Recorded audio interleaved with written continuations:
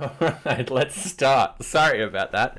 The temperature in here at the moment is a lovely 16.5 degrees Celsius. I might turn on the heater. I actually have to turn it on at the wall too. Alright.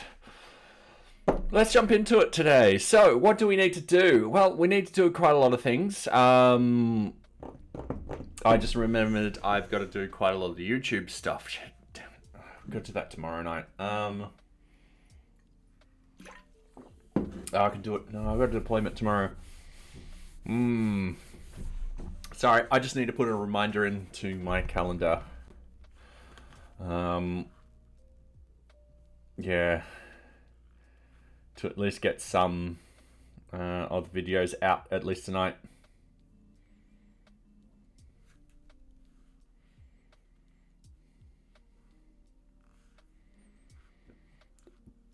Because I can spend at least half an hour, or at least planning the next week, and then come back in and quickly do the rest. Alright, so tonight what we want to do is we want to fix up the cannot remove users from the Kanban board bug. So we're going to fix that up very, very quickly. Yeah, it's this weird sort of error where you click on like a delete and it just zooms down into 1. So we're going to quickly fix that. Alright, cool. And I just realized I have not got the chat on this screen. Excuse me. Sorry, I was running a bit late and I sliced my finger open. I'm going to use that as the excuse of why I'm running late. Even though it's not really. Just running late. Just because.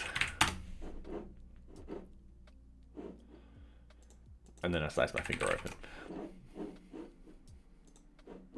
Alright, so we've got npm run watch running at the moment, so we've got to wait for that to actually finish. Then we're going to jump straight into here. We're going to hit reload. We're going to remove that from there. Alright, cool. So,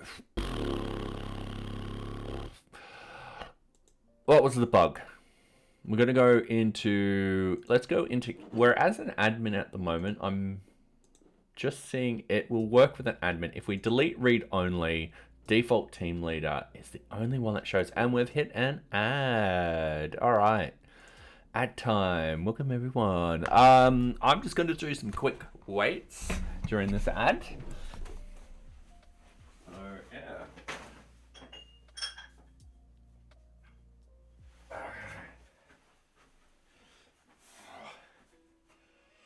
Yeah, hopefully everyone's going well.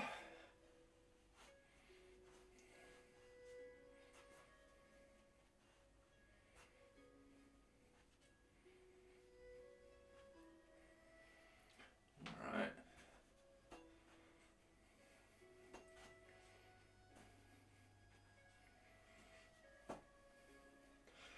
Okay, about 40 seconds left of ads.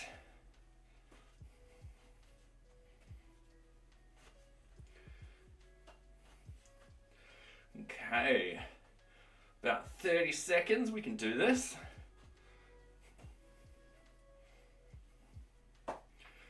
Just whack my phone. Okay, 15 seconds. All right, 10 seconds.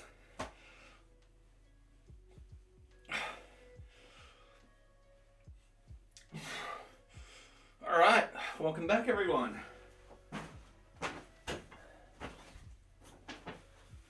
Sorry about that, just. All right.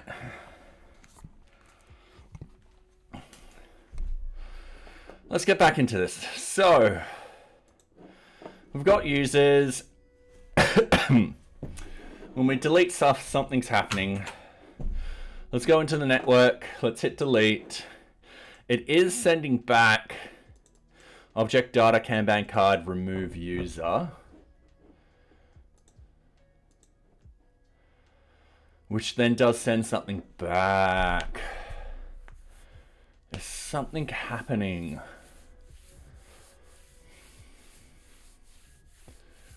Okay. Because if we hit the request, we can see read-only has been removed, but something's gone wrong.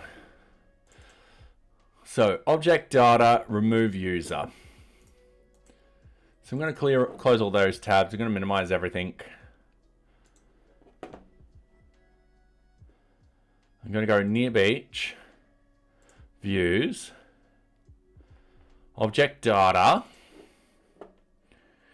and then remove user. And I'm going to put a breakpoint here. And what we're going to do is we're just going to refresh. We're going to click on those users and we're going to remove read-only.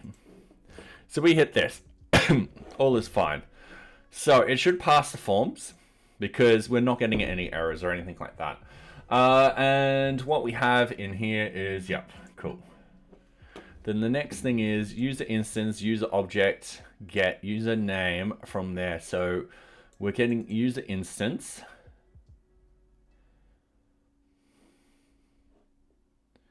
Cool.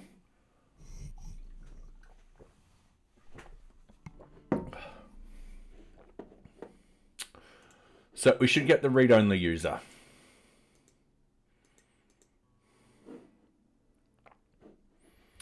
And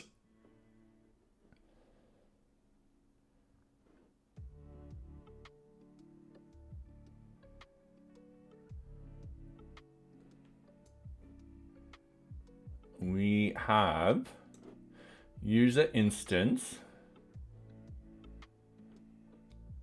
Just wait 1 minute.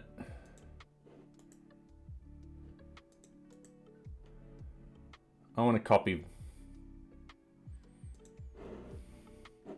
And what I want to do, SQLite. Let's open up this database. Sites, NearBeach.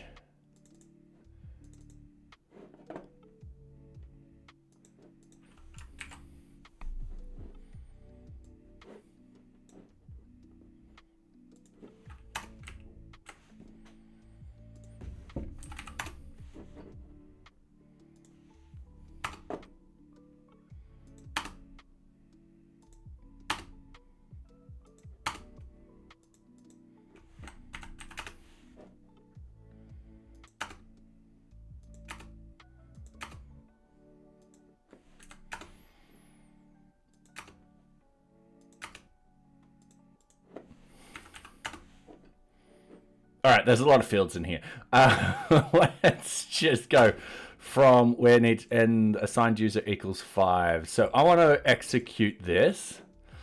And then what we've got here is we've got 2 on the cards. Okay, yep. It's just getting all the assigned users. Sorry, all the assigned objects for that particular user. So that's perfectly fine. And then what we're doing here is the linked object, which if we go to that implementation, we do have Kanban card in here. We should be limiting it down with the location ID. So if I do forward, the location ID should be a 2. Ooh. Hold on. Where's my browser? The plot thickens. This is a card information 10. Yeah, we should be using the card information, not the... All right. So I'm just going to hit stop. Going to hit play. We don't need the response for that.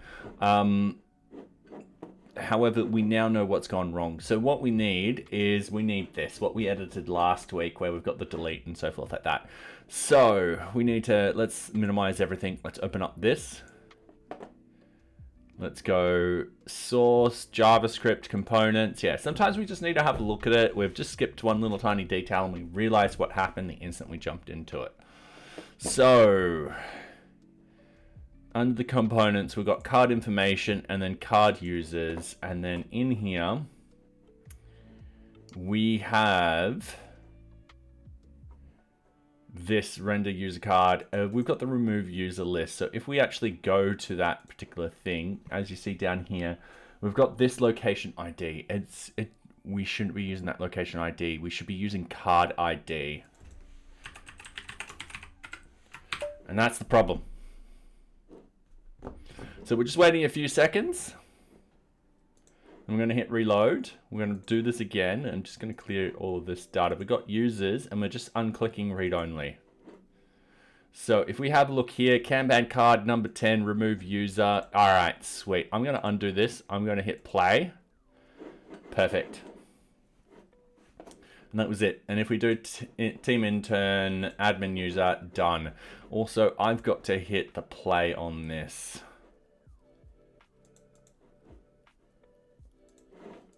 Otherwise, my profile pictures won't appear.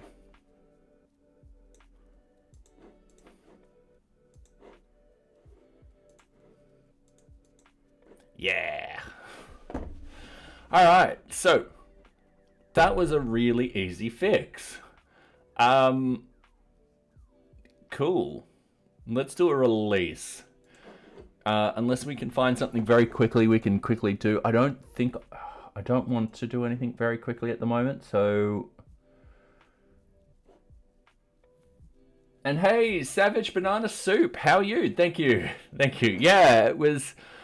I was just using the wrong object, essentially. I needed the card ID instead of location ID. It's always the simplest solution sometimes with bugs. So this is ready for retesting. Sprints currently can't show requirement items. We're keeping that because I need to think about a lot of this. So yeah, a lot of these tickets, I need to plan properly. So yeah, I'm going to say, let's do a release. So I'm just going to go like this. I'm going to go git add source, git commit bug fix, and we're just going to key in that bug information.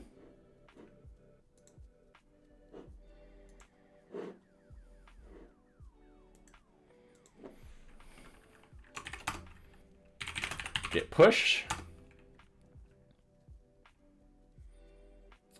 And then we're going to go npm run prod.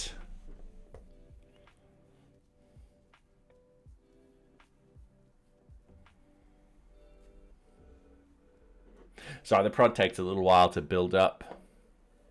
And how are you going, Banana Soup? Or Savage Banana Soup? Hopefully you're going well. Git status, we should only have, yep, cool. Git add, git commit, release 0.31.25. All right, cool.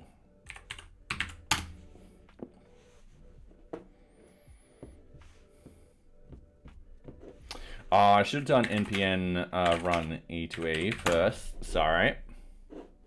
Making sure that's running. I need to go to NearBeach, read the docs.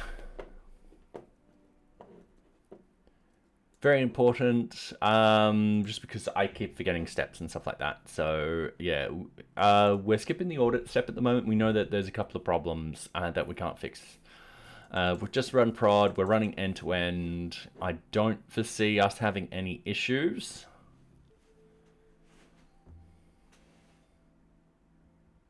Cool, it ran fine. Yeah, we've just done a push. Cool.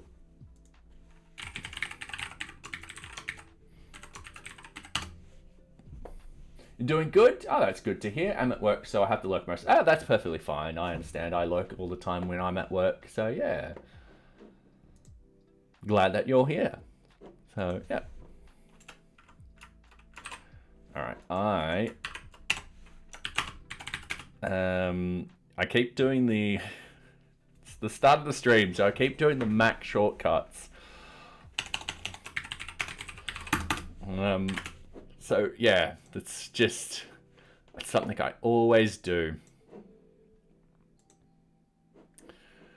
All right, so going in order, it'll be this one first.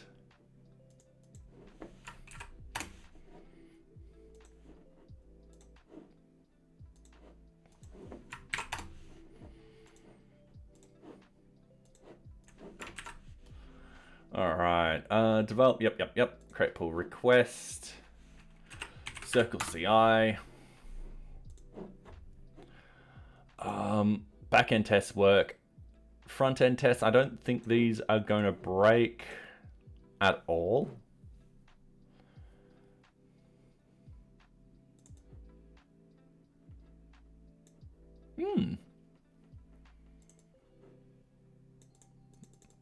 Okay. Just hitting this. Yeah, it's going to take a little while. I don't foresee this breaking. Once that's done, we can do the release. I'm just going to edit this very quickly. I just did the Mac shortcuts again. Cancel with that update. This won't take too much longer. In reality, this should be fine. In fact, I can do it npm run unit test here, just to see if mine will run faster than it. Circle CIs.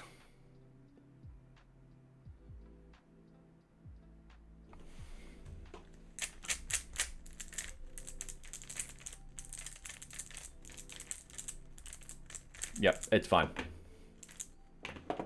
This will be fine.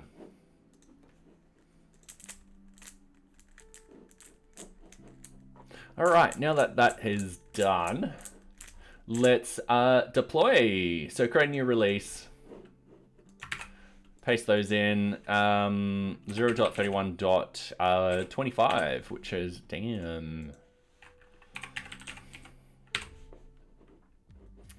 All right, set as pre-released, yep. All right, sweet, publish. So in half an hour, we'll get another one. Number of weeks this year. What number of week we are? Yeah, there's 52. I know that. Sorry. What week number is it? Is what I meant to ask. Is 21. So on average, we've been doing a bit more than one release per week, which I can say I'm excited for. What day number is it? Day 143. So if we go 143 divided by 25, approximately every almost pretty much just under 6 days a release. All right, I'm happy with that. Remember, we don't do big releases. We essentially do small releases to get features and fixes out quicker. So yeah, we only did 3 here. We usually do between 3 and 5.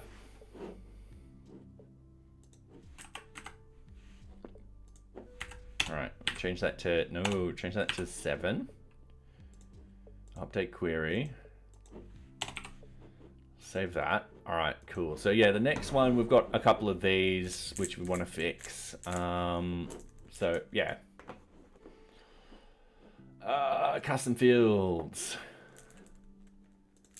So I just got to do all the administration stuff first. So we've released this one and we can archive it. So we've got 1, 2, 3, 4, 5. All right.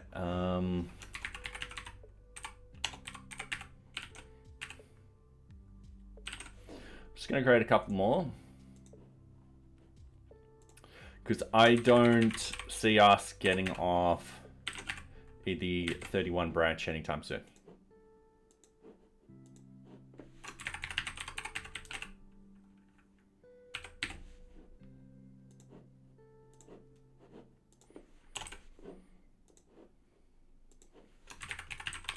Uh, 0.31. I just did 33, right? So 34.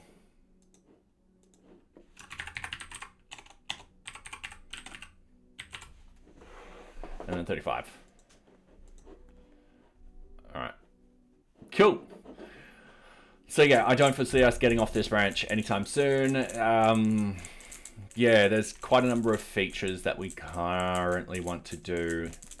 And I feel like there's going to be a lot of bug fixes happening and so forth like that. All right, that's run. That is fine. We should see the actions happening. So that is currently building. What I've also got to do is eventually figure out how I can delete some of my static files, because they're slowly building up. There's a lot of versions in there which I can get rid of because they're no longer supported, those versions. All right. And thank you very much for the follow, Nessie Bronze, or Ness Bronze. Thank you very much for the follow. I do hope you are enjoying my content. So welcome, welcome. So yeah, we will just put that over there to keep an eye on. I'm gonna keep this open. I wanted to go to the blog and say what we're going to be sort of implementing. And hello, yes, welcome. So yeah, I hope you're going well. If you don't know what I'm doing, I'm building an open source project management system called NearBeach. Essentially, if I close this and close this, essentially you can collect basic organization and customer data, very basic sort of stuff. You can build your own Kanban boards, very much like what we've got behind. You can create your own, you can gather user requirements and requirement items. And you can start your own projects and tasks. And when you're ready to deploy, you've got requests for changes. So yeah, you're good. Yeah, I'm good. I can't complain. Just a long day at work. So yeah, no, I can't complain. And hey, Scan Dragon, how are you?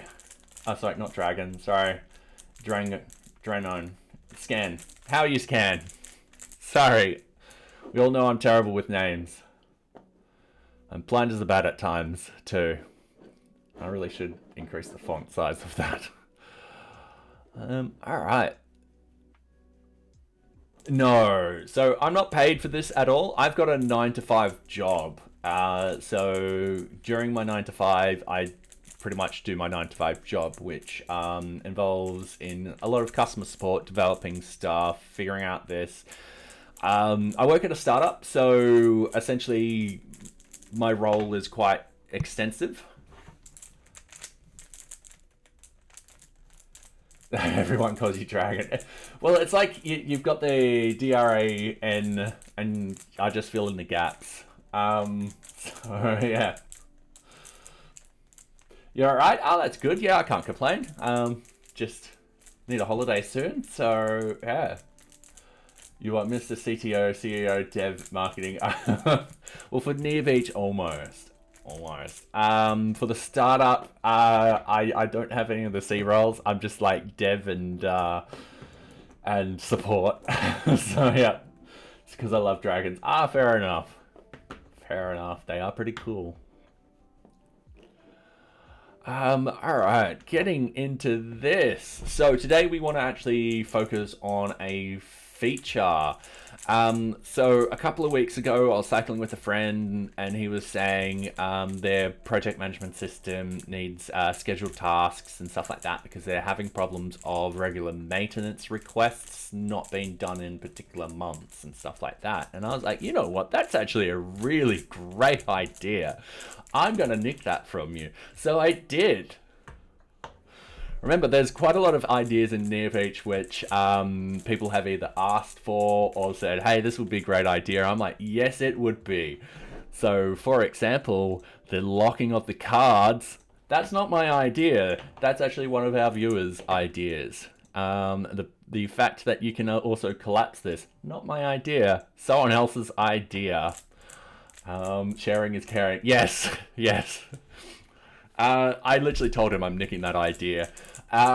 So here we are, finally towards the end of the month. I did want to start this at the start of the month, but I think there was some more important bug fixing needed to be done towards the sprints which we implemented last month, specifically the Gantt chart. So what we're going to do is we're going to build this up, and I haven't given much thought of how I would do this properly. So we're going to go through that process together on stream tonight. So problem. We want to schedule tasks. Oops, that's not my usual color. So in my head, I have usual colors for things. We want to schedule both tasks and projects.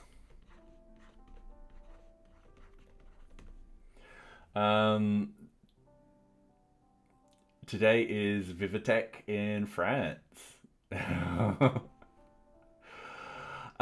If it's available to use and helps you, I say, why the hell not? Yeah, exactly. These ideas do improve NearBeach. So I am open to ideas and so forth like that. I know that there was someone who complained about when you move cards that there's no sort of ghosting effect and stuff like that. They complained about it, and I was like, you know what? I don't know if I can do it. And I looked it up, and I realized it's not that hard, so I did it. That was someone's idea. Yeah, I just answered that. All right, so we want to schedule both tasks and projects, and what we need to do is potential solution.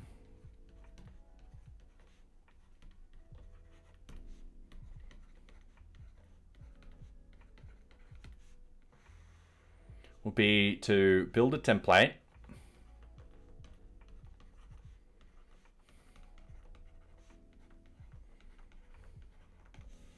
And the second one is to schedule that template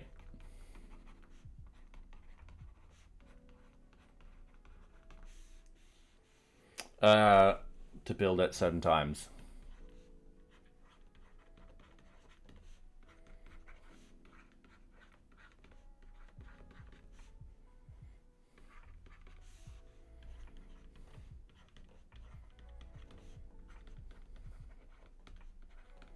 That's it, basically boiled down into its most minuscule dot points. So what we would need to do, so let's say you've got a task. So at the moment, to create a task, you go new object task. Pretty simple stuff. It does that because I needed to delete the cache. So, you would have your tasks a short description, task long description, the shareholder of that particular task, the start date, end date, and the group list. All right, sweet. Now let's say we wanted to build a new project. You've got the project name, project description, shareholder, project start date, project end date, and that. So essentially we have all the fields we need for this to be built correctly. So we've got pretty much a title, a description, who it's for, a start date, end date, and who is responsible at the group level. That's all we need to do. We need to just collect that information and we're happy. Now we might extend this out to requests for changes, which gets a little bit more complicated because you have a title, you have a summary, you'll have details. So you actually have a little bit more information here. You've got what type it is, version number, the lead, and all that kind of stuff in here. That is fine. I'm only mentioning this because the template editor, what we could potentially do later on is modify it so that this will essentially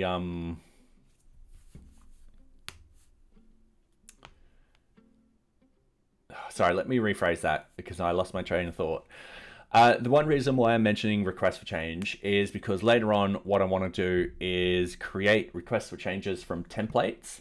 So you can fill this out. However, a lot of the times if you've ever done requests for changes, a lot of the times they can be very repetitive sort of documentation. So you're like, all right, cool, it's going to start at this particular time. The dates just change, so just the days, but the time might stay the same, or it might switch for half an hour before or after, or something like that. The responsibilities are the same, and so forth like that. So you might want to create a template and be able to be like, all right, cool, bang, here's a template, here's a template, just create it from the template, just specify that what the new start date and end date are, and the system will handle it, and it'll create all the items. So that's what we're hoping. So what we could do,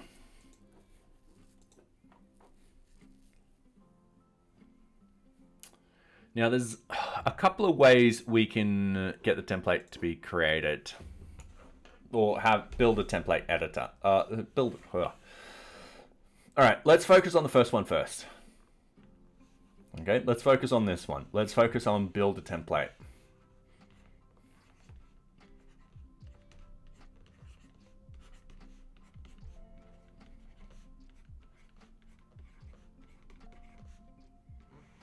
All right.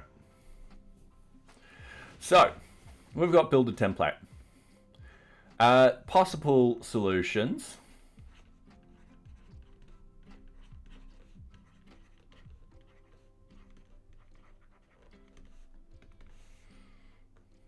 Let's go one. We have a template building wizard.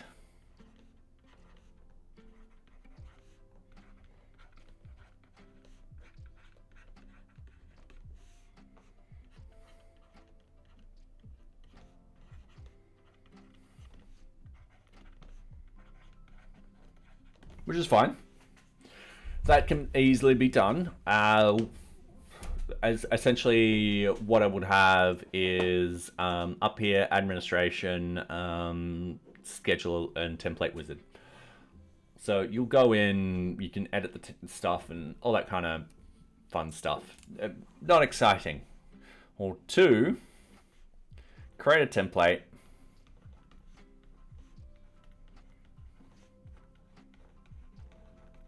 From existing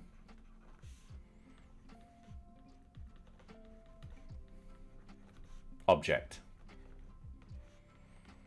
So the idea is we've got an existing object. Let's say we've got this particular object. I'm like, great, cool. Here it is. In fact, let's actually go to a project. Cool.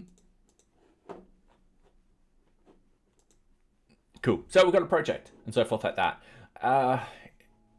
We could have under like MISC create template from this or something like that. I mean, not ideal. I think the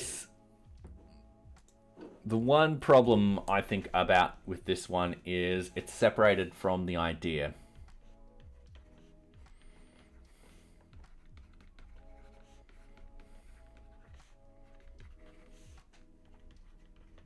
And what I mean is, if you were to think, hey, I need to schedule something. Oh, and there's ads. All right, cool. So what I'm going to do, there you go, is we'll just pause that for a second. I'm going to grab a quick drink of water. I'm out at the moment, so I'll be right back. I'll be not longer than 30 seconds.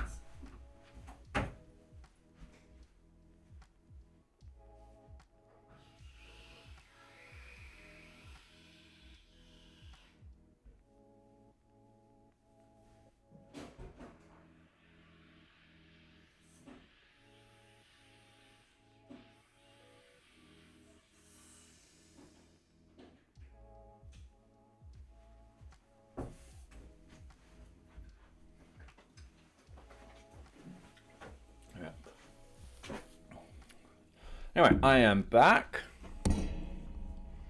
Just untangling my, I get tangled up pretty quickly at times.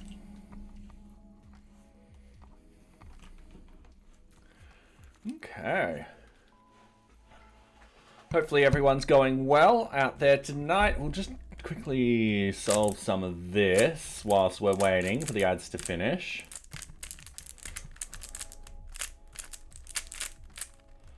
All right. Oh, I've got about 5 seconds. I don't think I can solve this in 5 seconds, but you know what? Welcome back, everyone. Okay, give me a couple of seconds whilst I finish off this cube. There I go, done. Sweet, let's get back into it. So, what I mean with it being separated from the idea is you got to think, hey, I want to schedule a task.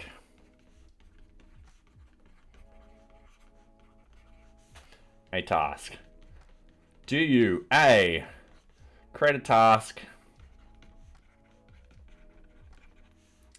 then schedule it?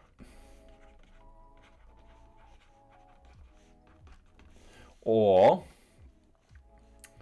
B, and you got to think about the CRUD around this too. It's not just the create. B, you create a scheduled task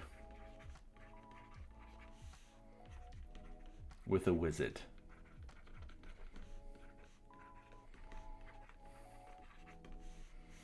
And I kind of fall back on B.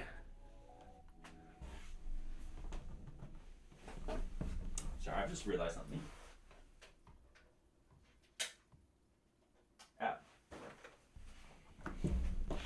Wondered why it was still cold in here.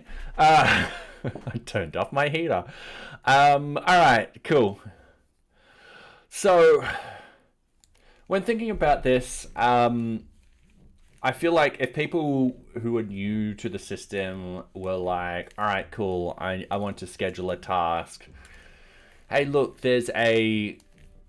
They would click in the menu and be like, hey, look, there's a scheduled section in here, and they can click into that and be like, okay, cool, I can actually create a scheduled task. I feel that would be the better solution.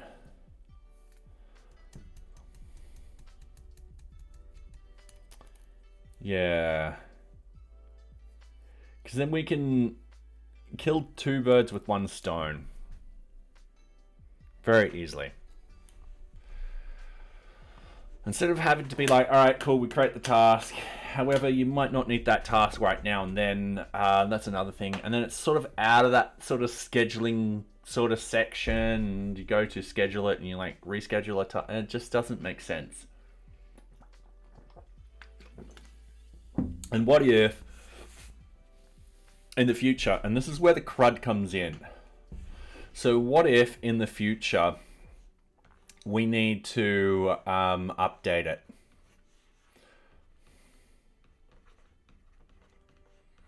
All right.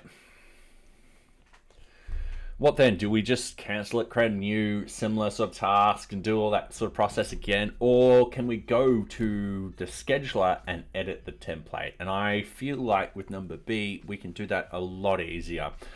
What happens if we need to read the thing to make sure we need to modify it? And what happens if we delete it? We actually go to the scheduler to delete it. We go to the scheduler to read it, which then makes sense. I nearly wrote created with a D. My brain sometimes, it just likes to wander off into a random direction. Create would make sense being in the scheduler. So yeah, I'm leaning on this very heavily. All right, scrolling down. So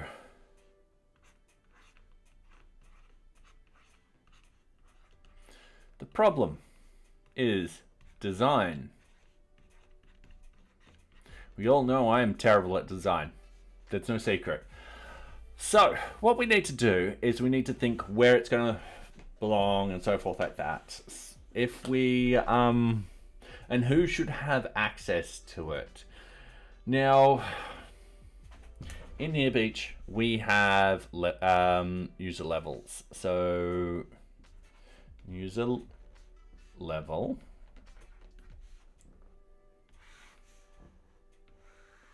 and text description. So 0 is no access. 1 is read-only. 2 is edit.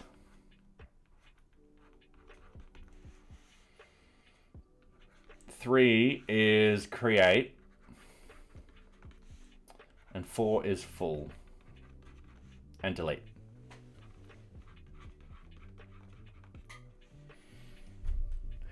Is this GNU Linux? Yes. So I'm using Ubuntu. I'm pretty vanilla Ubuntu.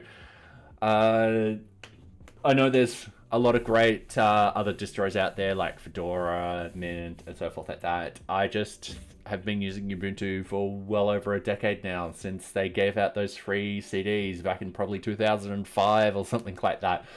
So yeah, I've been using it that long. Alright, so the idea here being like, on this level of permissions, who should be able to create it? Should we be creating our own permissions for this? Do you have NVIDIA? If yes, how do you fix yours to stop crashing? I'm all AMD, sorry. Yeah, my old NVIDIA computer's behind me. I bought that 8 years ago. So, sorry, I don't know how to help you there. I'm sorry. Yeah. And how are you going, Bexy? Alright, so we got different levels of user permissions. Now, if I'm in admin at the moment. So as you see, the administrator has the ability to do stuff. So they're able to find diagnostic information, run upload tests, send an email, and so forth like that. That's going to fail. Oh no. I might have Mailtrap on. They also have the ability to add in notifications. I have AMD CPU and the graphics. I could use that. Oh, fair enough.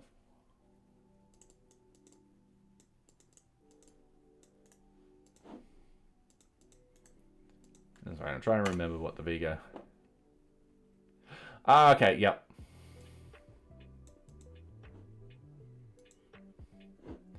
Yeah. My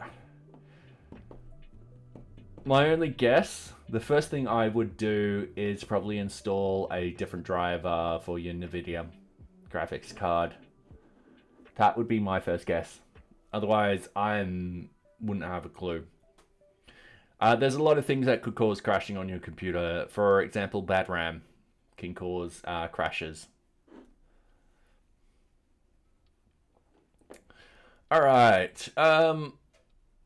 So yeah, search notifications is a specific administration sort of thing, and I think scheduling falls under that too. That being said, you can have a lot of non-administration groups want that ability. In which case then we would have to go into here and actually have scheduling sort of stuff in here. Yeah. That's okay. Sorry, I can't help. Yeah, but that's the only thing I would do. I don't know what distro you're on.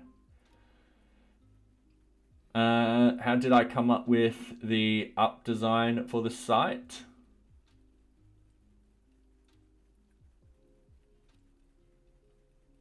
I'm assuming there's an extra up in there. Bootstrap. I didn't really design it. I'm terrible at designing. I'm terrible at UI, UX, and all that kind of stuff. So all I've done is I'm heavily using Bootstrap. And then from there, in here, I've gone, all right, cool, what have I liked? I like the cards. I like the card and how they look and so forth like that. So I kind of incorporated that into NearBeach. So this is a card. So yeah, and then inside there, I've gone, all right, I need a header. I wanted lines to separate the sections out. So visually people will be like, all right, this is the type and version. Cool. And then there's a line there, so people are like, all right, cool, this is a different thing. Group permissions. All right, this deals with just group permissions. And then we go, okay, cool, change lead. Go on to the next thing. This is all one thing in here. This is all dealing about risk here. So someone would fill this out.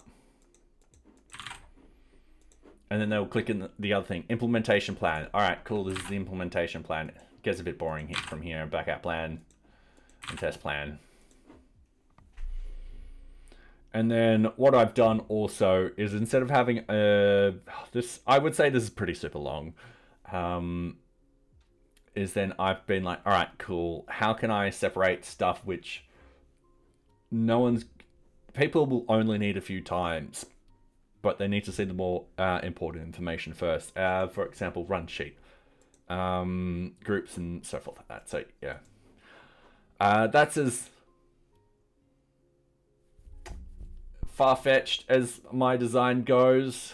So yeah, sorry, I just don't have many insights into my design, just because this is me scraping by. So yeah. All right, where was I? So yeah, we're discussing where we would want to put this particular feature and who can actually access it. So definitely makes sense that an administrator would want it, but it also makes sense that someone who has the ability to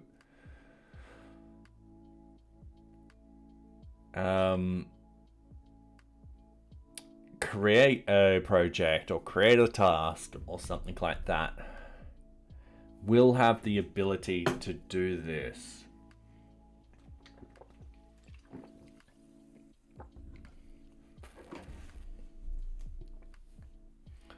And that's where that's the conflict I have at the moment. So a good example, let's go over here, is a team leader. We just call them team leaders. You can call them whatever you want. We're just calling team leaders ones who essentially have a user level of 4, so they can create, they can edit, they can delete, and so forth like that.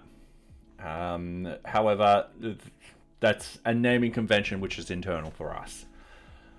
So a team leader might one day be like, hey, I need to schedule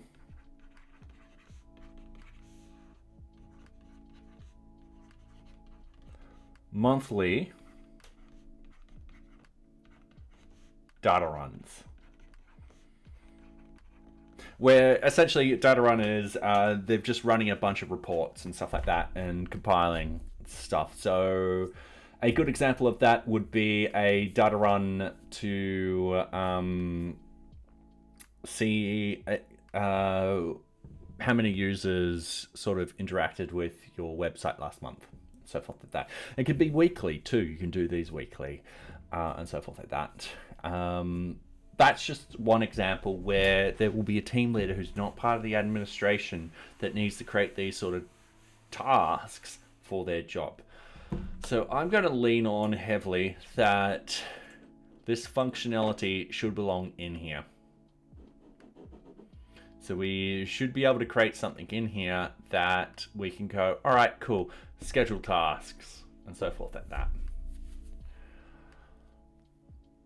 And I'm just wondering if that menu is getting too big. And technically, it's not. Yeah, technically, it's not.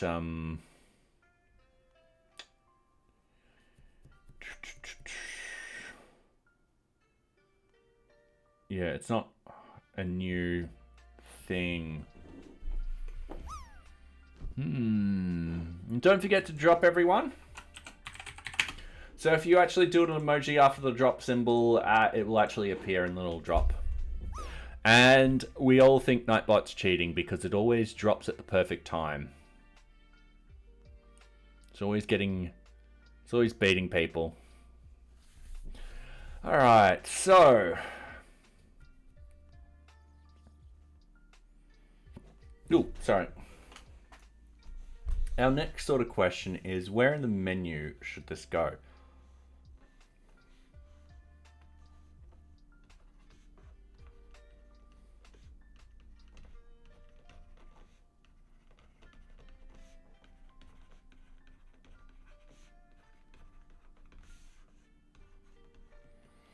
Now you might say, hey, Robo, that makes sense having it in new object because you can have new scheduled stuff in here. And I'm kind of like, well, at the same time, we're not thinking about the CRUD. So in here, it's just the create of the CRUD. Here is the read, edit, and not quite delete. We don't delete much in NearBeach. In the administrator, this is where we've got sort of these search and so forth like that. It might be wise to actually have a new item in here. Like a scheduler. We can then move my planner into the scheduler too, because that makes sense because you can schedule you planning your tasks. So you're like, all right, cool. I'm gonna do this tomorrow. That would make sense.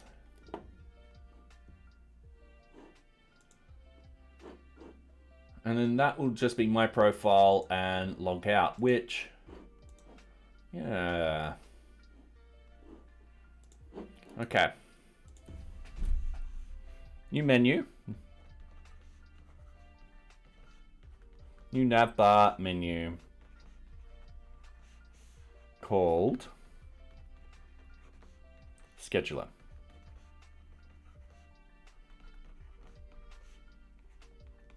And we'll be happy.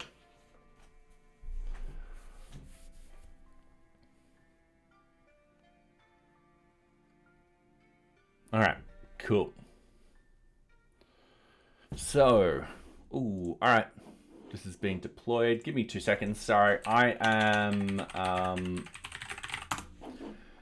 How long ago did this finish?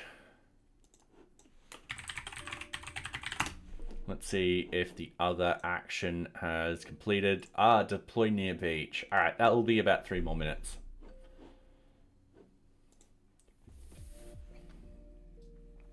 Sorry, just got the burps.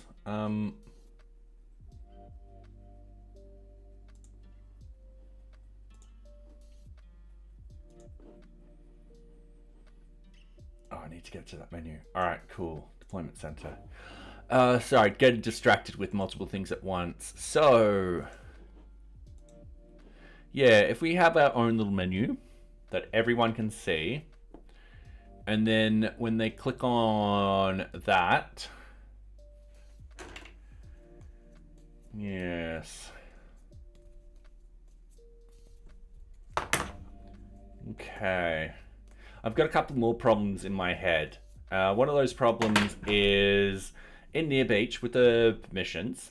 So if we go over and go into, let's say, permission sets, let's say add and edit and so forth like that. Let's say there's a permission where a user has add and edit for project, or let's say, yeah, add and edit for projects, but read only for tasks, or most likely read only for projects and add and edit for tasks, which can be set up, by the way. There's many use cases where you would want that. For example, you might want a team leader to set up the projects, and then everyone else to just set up the particular tasks associated for them, and also something like that. Anyway, sorry, I'm just updating my production environment. Cool, that is done. That will happen in the background. because we could easily create projects or tasks, what we could potentially do is have a look at this sort of stuff. If the user has a 0, yeah.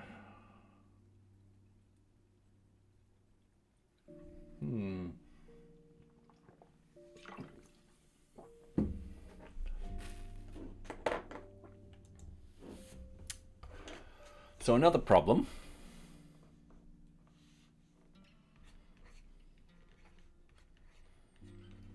because this is the thing about programming, it's just a bunch of little tiny problems that you've got to solve one after the other. So problem, users could have different permission levels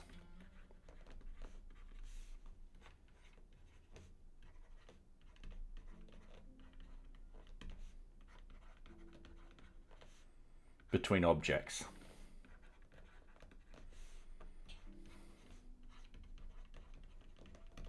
I.E project is read only, and task is edit and create.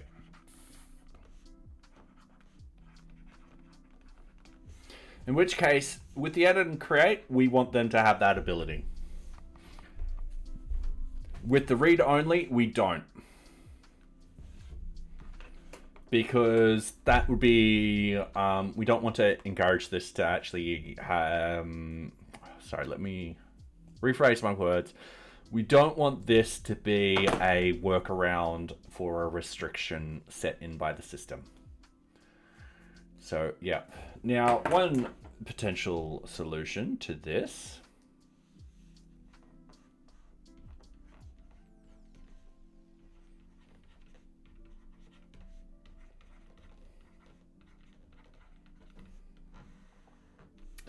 is we can check both permission sets. So, backend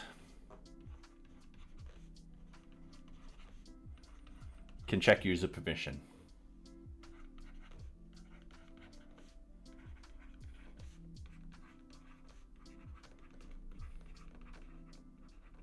For all objects.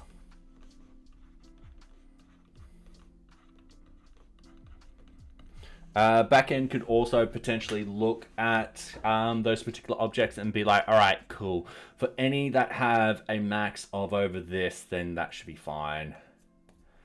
I'm also thinking about users who are in multiple groups. So currently, this is the workaround. So let's say there's Bob. All right, this is Bob. He's happy with his job. All right, good on him. He has two groups. Let's say the groups are QA team and let's say dev team. And the QA team for, let's say, projects, the object projects, he has create and delete. So he has number 4.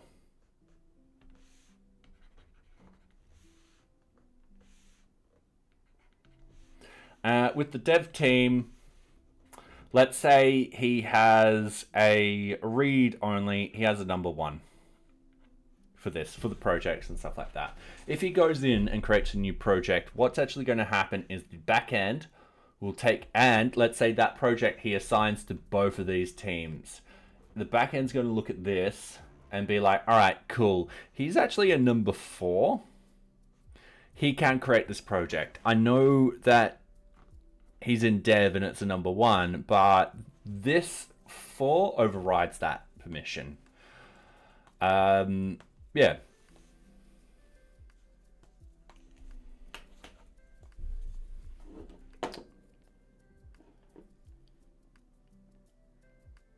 So I'm not too worried about all of the groups being different, as long as when they submit it, they have high enough permissions for those particular groups. If he only submitted it for dev team, then yeah, it would fail. But because he submitted it for QA team and he's linked in dev team, and the link in essentially doesn't mean much. You just need edit permissions to link in another group. So yeah, that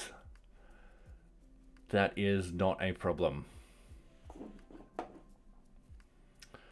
All right, so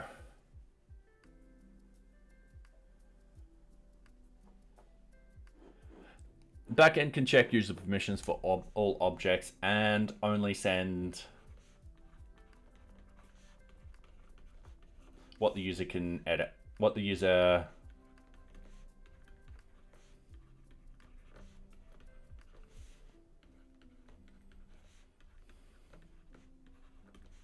what the user can only create. Cool. I think that's a good enough solution. Another thing is we're going to write this as a problem.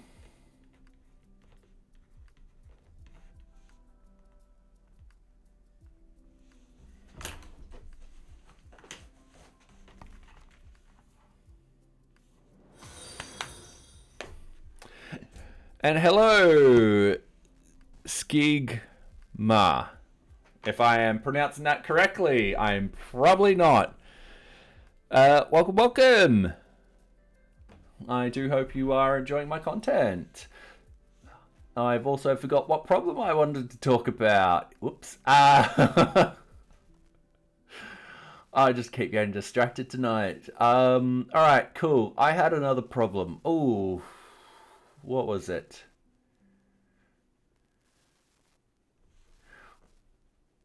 And hey, Nocturnal, how are you?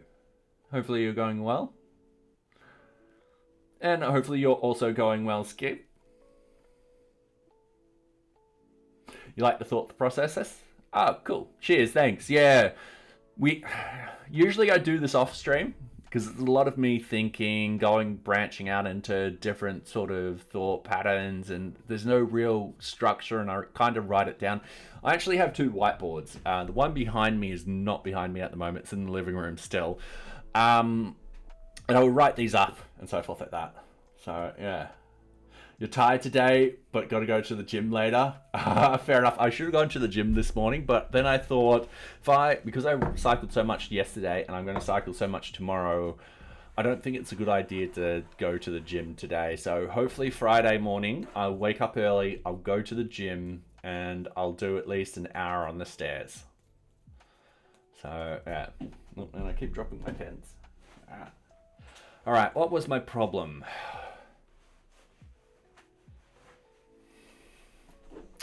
I forgot what my problem was. If we are still talking about permissions,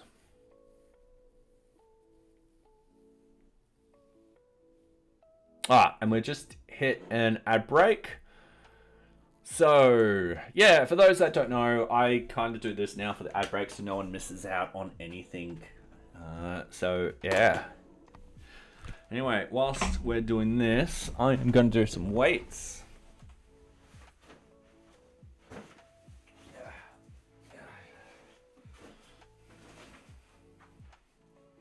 So, yeah. Talk about the gym. There we go. I should start counting these. I know I do about a minute. And I know I slowed down drastically in the last 15 seconds.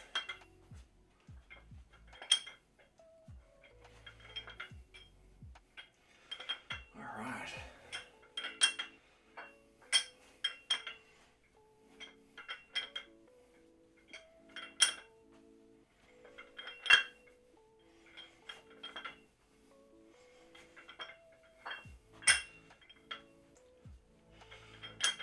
All right, 15 seconds left.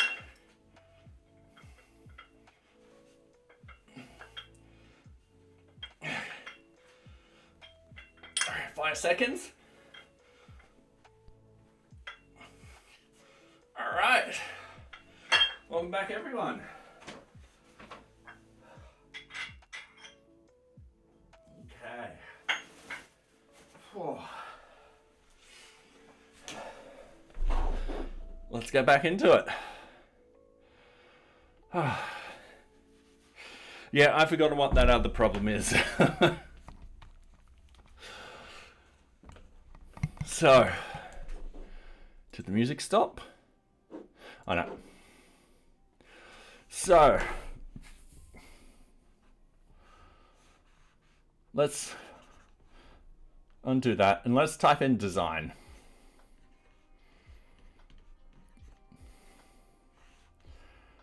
All right. With the design, I kind of want something similar to like, kind of like the cards and so forth like that. The idea being is you go in, you can search, it'll tell you what it is, and when it's scheduled to go, run next, or when it's scheduled. So, yeah.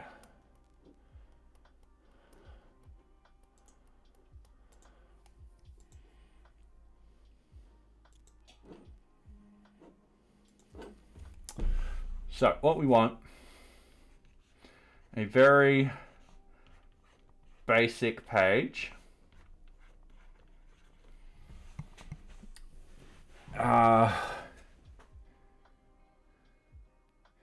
We're going to have the same rules with the search functionality. So, for example, when we actually search, you can only see your stuff that you've been assigned to.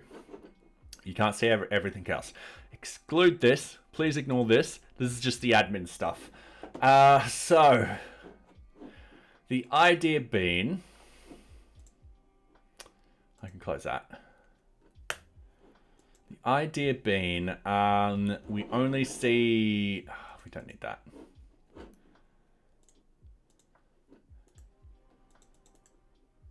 going to open up as team leader. Yeah, we only see what we have access to.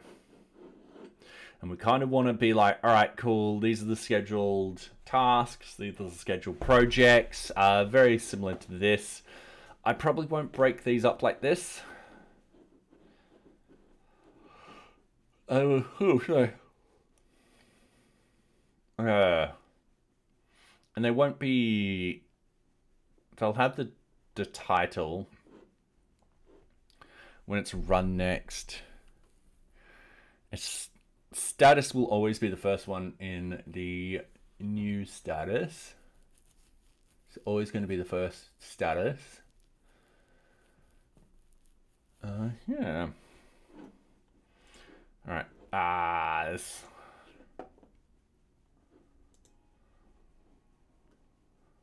YouTube. All right. Very basic page. No search.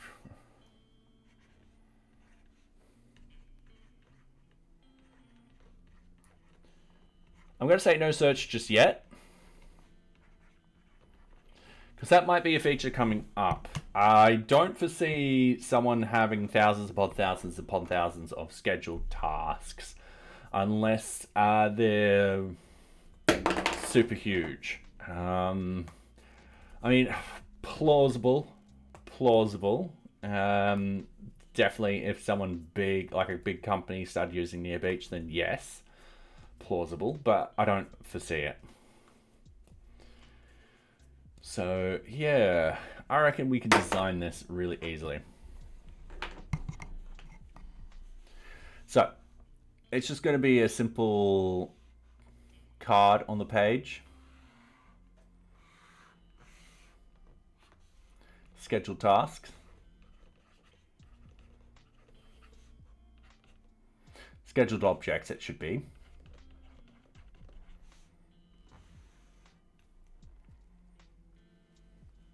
That there's going to be thousands and thousands of scheduled objects. So, for example, someone might want to schedule a task to occur weekly or monthly or something like that. I don't foresee it happening. I can see probably a dozen at max. So yeah, I don't foresee something ultra large, which is why I probably will exclude the search for the moment. And it could be something that we can easily place in. And don't forget to drop everyone. Remember, Nightbot's cheating, so we got to beat the cheater.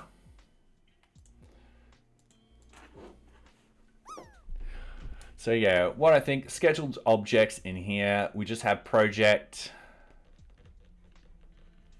just a sort of the card render of each of these scheduled sort of things. It'll contain the task and when it's meant to run and so forth like that. And the same thing with the tasks and so forth. Then at the bottom of the screen, we'll have the add new scheduled.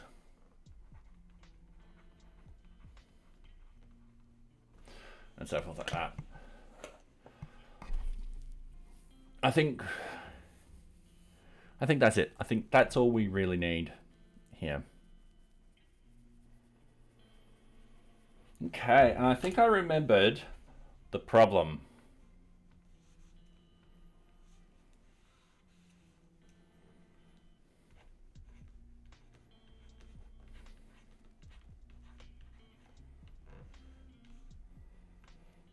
All right, so the problem is, when do people want to schedule?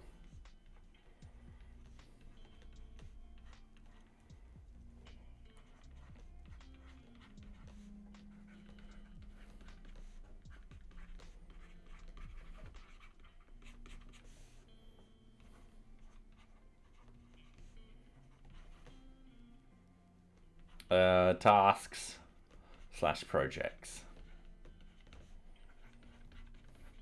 Now, at the moment, I don't want to schedule something where it will schedule every hour or minute or half an hour or something like that. I don't want to do that small of a time frame. I don't think in reality people actually do something that small anyway. It doesn't make much sense because usually when you have something scheduled, it will, of course, occur in that particular day or just get put into the system on that day. So what we want to do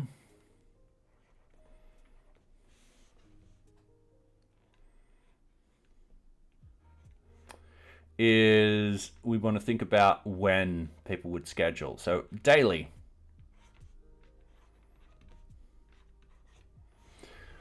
That could happen. You could have a task that's set daily.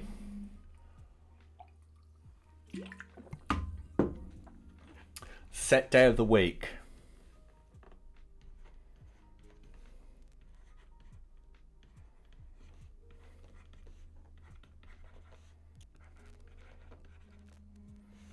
Can easily be done. Weekly.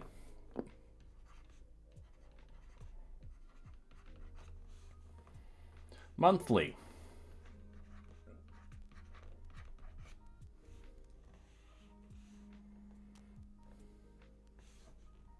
Start of month.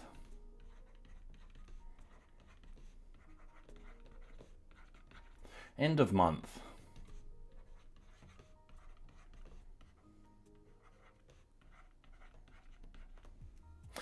I don't want to put in too many options at the moment because there might be last business day of the month, for example. There could be the first business day of the month and so forth like that. I don't want to get too crazy with this. I want to set this up flexible enough that, yes, we could potentially do this in the future. Fortnightly, for example.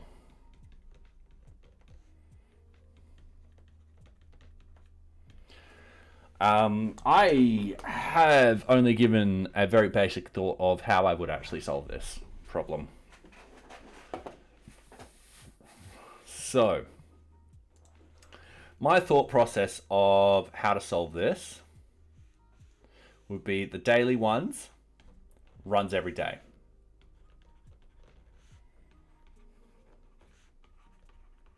Easy. Set day of the week. So let's say the person's chosen Monday, Wednesday. It will check for that day.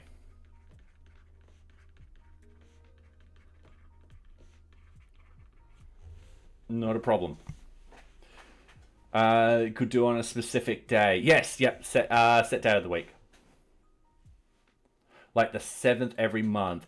That's where I was thinking monthly, the person would be like, all right, cool, what date do you want to start it on? And then they pick the 7th. I don't know what I'm going to do with the 29th, 30th, and 31st. I've got to think about that problem. So it might be one of those things where I'm like, sure, can do. And what actually happens is it's like, all right, cool. On the 28th, is that the last day of the month?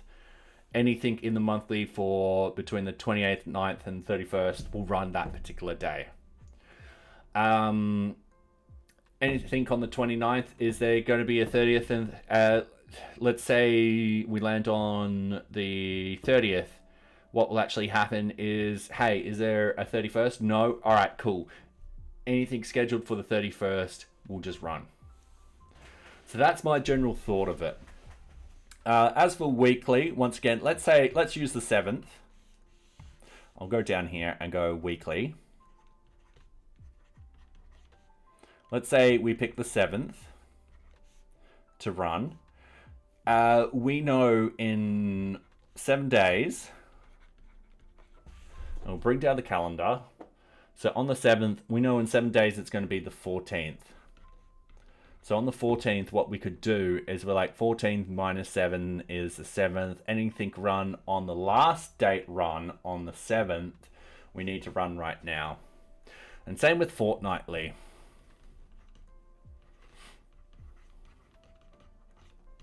Is what will happen is it'll get today's date.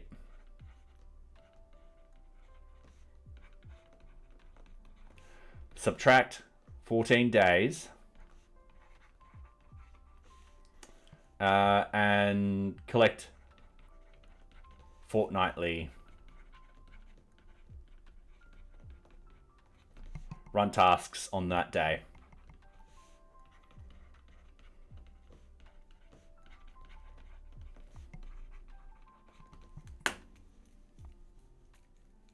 And that's also another thing, is I could do a run next date. Use time delta in Python. Yeah.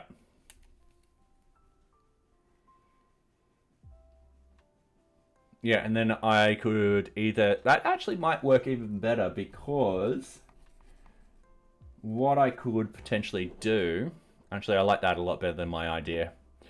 What I could potentially do is, let's get rid of all of this.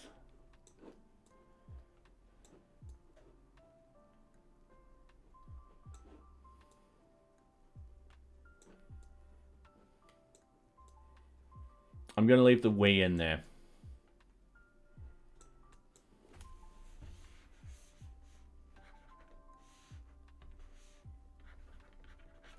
What I could do is next, so if we've got the 7th, we'll just write the 8th. With this, let's say it's Mun and Wed. Let's say we ran it on, all right, let's say we ran it on the 6th, then it will be the 8th. It's the next run. Weekly, that will be the 14th is the next run. Fortnightly, that will be the 21st. Monthly, that will be the 7th of June. Start of the month.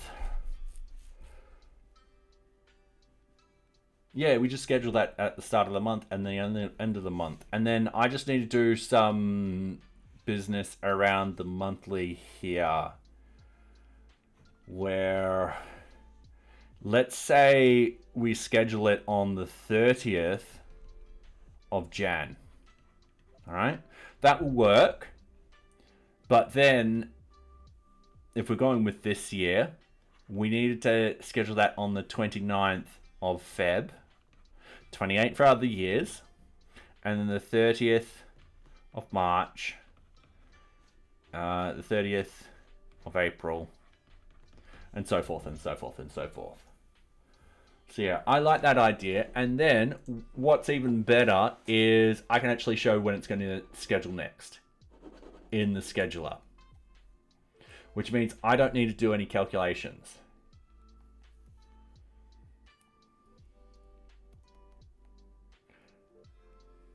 For the start/end, you might want a delta, e.g. 5 days before the end of the month.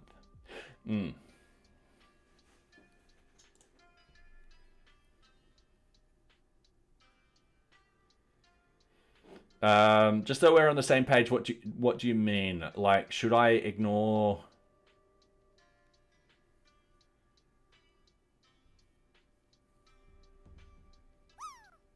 Otherwise, start/end is the same, just with 1 month out of the phase.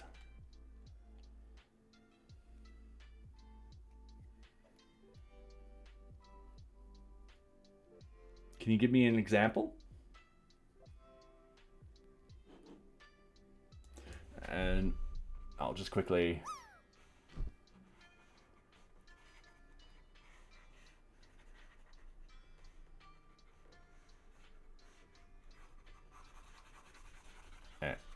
remove all of this. Because, yeah, I like that schedule idea better. I could schedule something for the end of the month, which I actually want to do at the start of next month. Oh, yeah. So what we could do with this particular one, end of the month, we could make it so that it appears on the last day of the month, which isn't hard to do. And we just look at number of days in that month.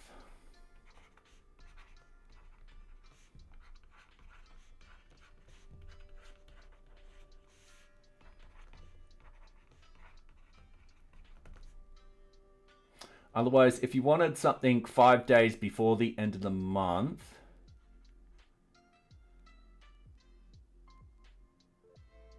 oh, actually, I think I'm getting on the same page. What do you mean? Something like it's always going to be 5 days before the end of the month. So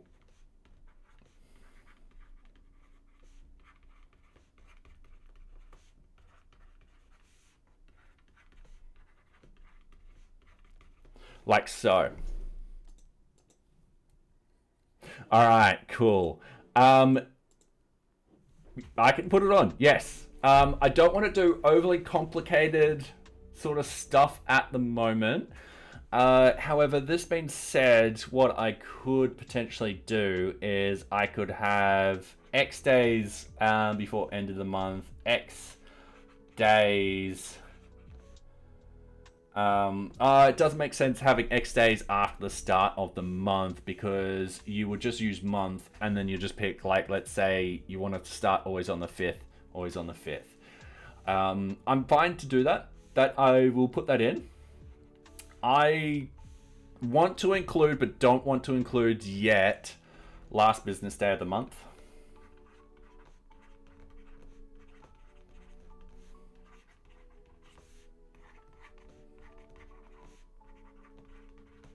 And first business day of the month.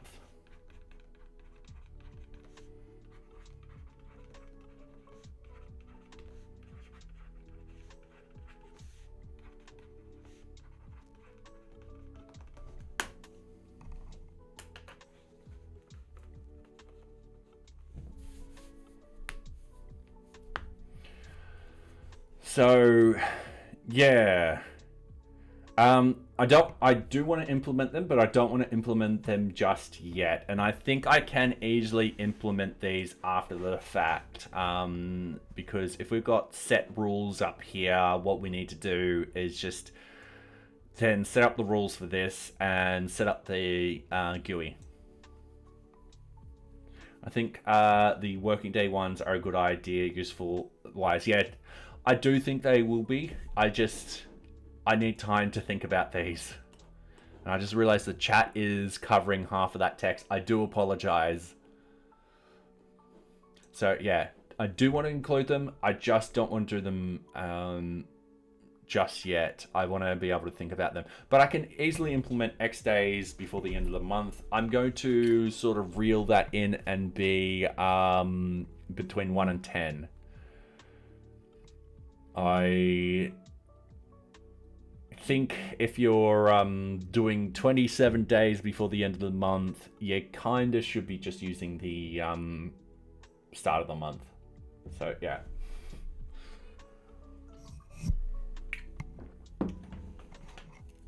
All right, cool.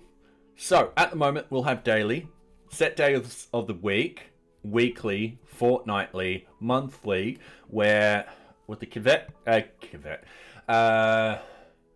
caveat is with the monthly one, if your days land on, let's say, the 30th, on certain months it will contract down to the last day of that particular month.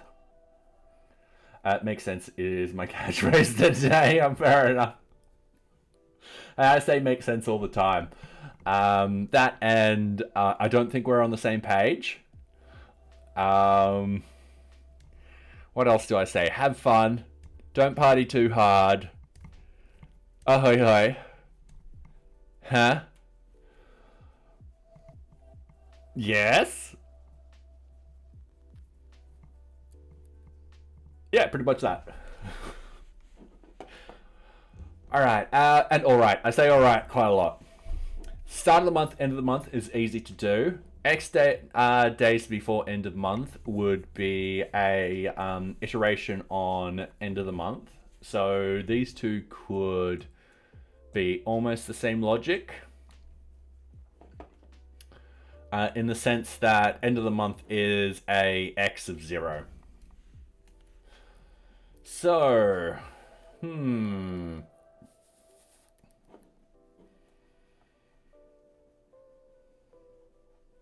So from this, database-wise,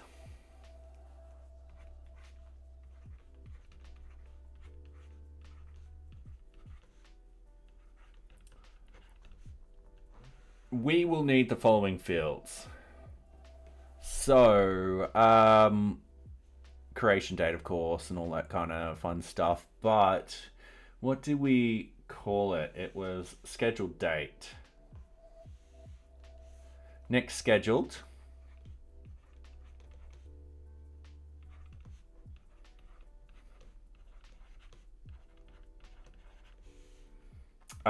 Last run. Because we kind of want that information. Do you want a number of repeats before it deactivates? That is a really good yes. Number of repeats.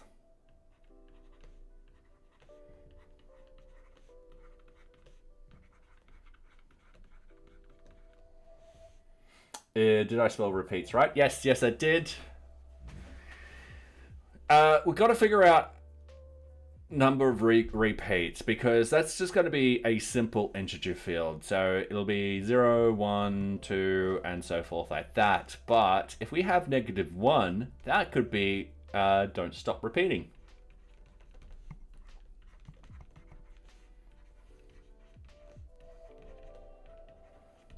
And everyone's happy.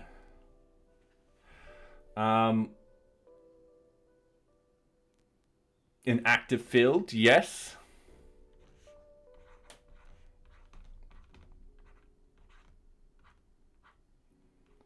Because what we could potentially do,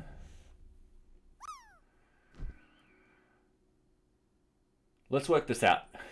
All right, so let's use active field and repeats. So currently at the moment we've got the active is true, and then repeats set as 2. All right, so we initiate, we then start, it runs it once. All right, so this is the first run.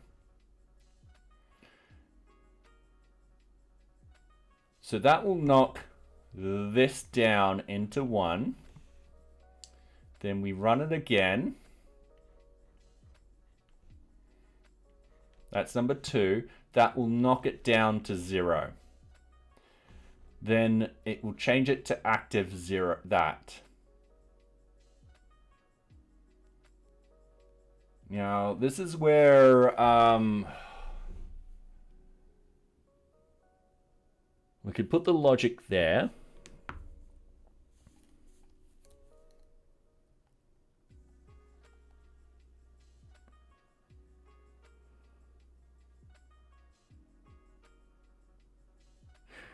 I'm just thinking inside my head. There's 2 things we could do at the moment. If that is just a set repeats twice sort of scenario, but what if we want it to repeat forever? We could potentially leave it at 0. But the one problem is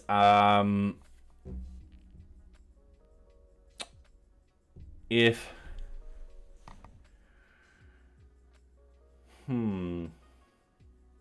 what if someone comes back and they're like, I'm going to reactivate this?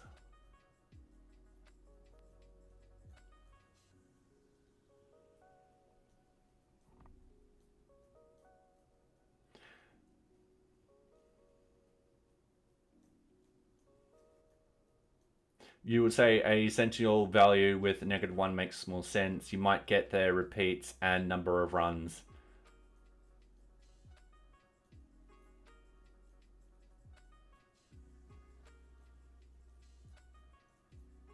All right. We can have run count in there too.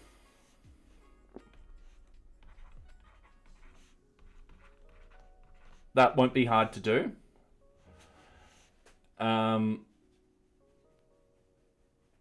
Yeah, how many to redo and stuff like that.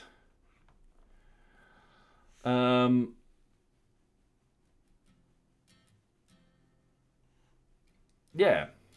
So essentially, let's redo this example.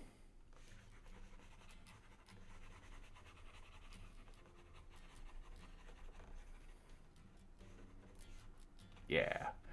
All right, so we have repeats. Let's say 2 again. Number is going to be 0. And active is yes. Okay. So start the thing. It then runs for the very first time. This goes number up to 1. And it does this. Number 2. It's like, all right, cool. We've reached the max. Let's cut it out. All right. And then it stops. Then someone else comes in. Let's say Bob comes back in. He's like, damn, those scheduled tasks, I need to rerun them again. They were too useful. So Bob's here. He's like, all right, cool. I'm going to reactivate this. So when we reactivate it,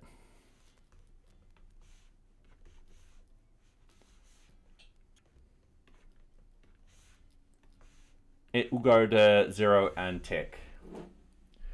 And I am just going to go into ads. All right, cool. You know how many to do and then take the difference of them. No need to count the number of runs for an infinite running one. Yes, yeah. So for an infinite running one, I will just skip it. Otherwise, we might hit the problem of eventually hitting limits, which will be a fun bug. I'm trying to think of that Java bug. There was a Java bug where there was a overflow. And they didn't find it for 10 years or something like that. I was watching Computer File. And hello, John. How are you going? Hopefully you're going well. We are currently in ads. Hopefully you can see me. So yeah, you're going good? Ah, that's great to hear. Yeah, we're say hi to Bob on the screen. We're currently planning a new feature. Just watch the ads. Ah, okay, fair enough. Fair enough. Anyway, everyone should be back now. Welcome back, everyone. We'll jump back into... Oh, wait, Bob's not on the screen. Sorry, I had it on my web camera. For the reference, I was looking at Bob here on the screen. My brain just had a little bit of a brain fart moment. I do apologize. Anyway, we are looking at implementing scheduled objects in NearBeach. So the idea is someone might come in and be like, all right, cool. I need to set something daily, or I need to set something on a day of the week, or I need something weekly, fortnightly, monthly, start of the month, end of the month, X amount of days before the end of the month.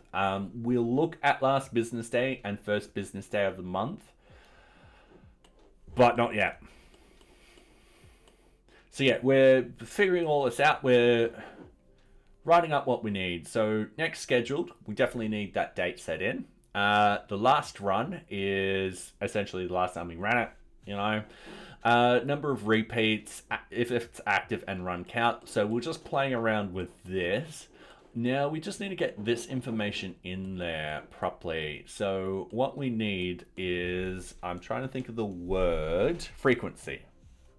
We need frequency in here. So that will be either daily, set day of the month, and so forth like that. Then what we need is a frequency attribute.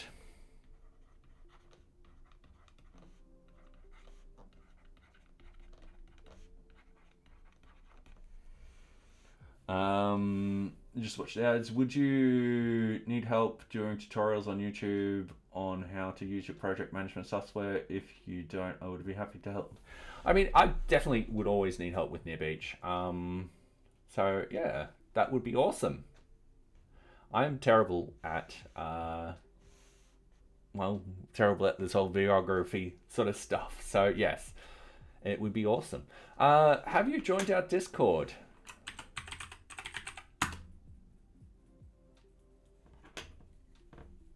Because yeah, I'm definitely happy to talk about it in there. So yeah. All right, getting back to this. So yeah, we need the frequency. The frequency will literally state, so if it's daily, we won't need to worry about it. Sets day of the week, we need to actually store this information in there. All right, thank you. Thank you very much, John. So yeah. The weekly, we've got the start date and stuff like that. So we do have the dates to work that out by. Start of the month, end of the month, X days before the end of the month. Yep, that will be the attribute there. So what we could potentially do is frequency attribute. I think character string.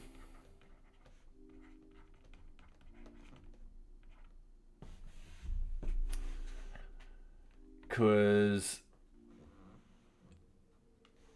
yeah, I think that would be the easiest way of storing it in the database. I don't need something overly complicated.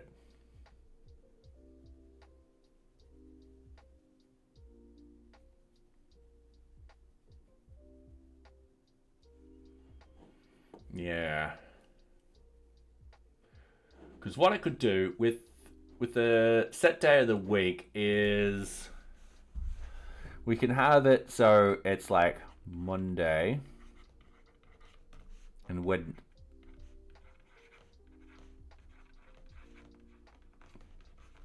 and we can have a simple like statement and that will pick that up.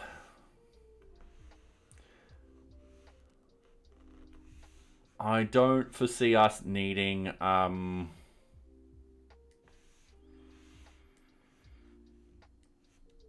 another table or anything like that, and having anything overly complicated for this, considering it's only affecting 2 particular cases, and one of them is just going to be an integer. And don't forget to drop, everyone. Remember, Nightbot's cheating, so we got to beat it. So I'm using shell shocked. Sorry, my video is about 40 seconds behind streams. I've missed. Yep. So yeah, I think just having a simple sort of character attributes, yeah, and then we'll just should be simple. We don't need anything complicated. Oh, nice! 91.07. Sweet. Beating that Nightbot. I swear to you, Nightbot cheats at this game. Okay, so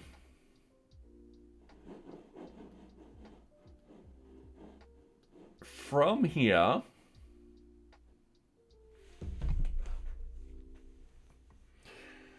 so that would be most of the time stuff. And then what we need is object type.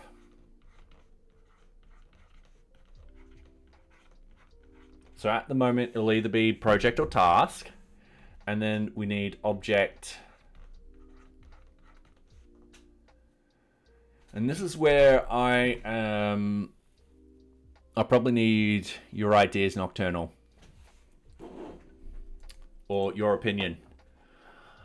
So at the moment, you only really need to schedule projects and tasks, which makes sense. Requirements, user requirements are not scheduled because you gather user requirements. You go to users and you get it from users. You don't schedule that in. You don't schedule in a Kanban board, nor do you can. And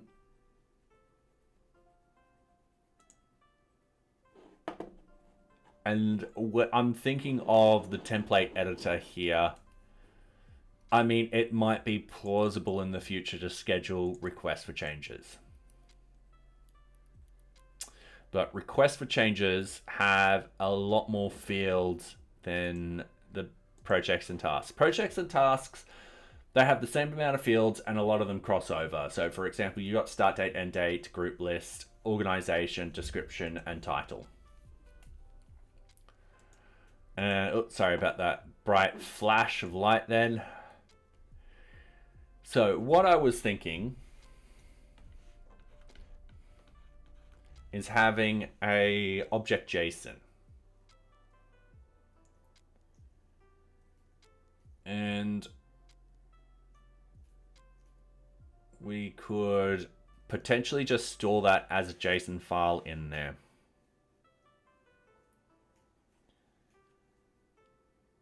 And then what we do when we go through, we just extract out all the JSON. And then we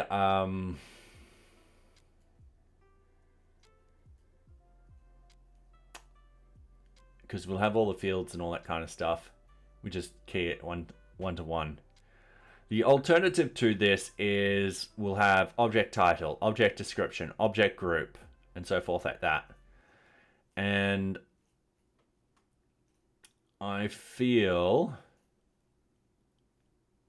that's going to get messy very quickly. We won't need to search any of this information or anything like that. Yeah.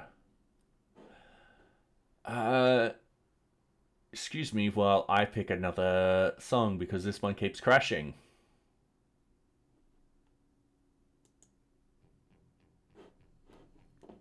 Okay.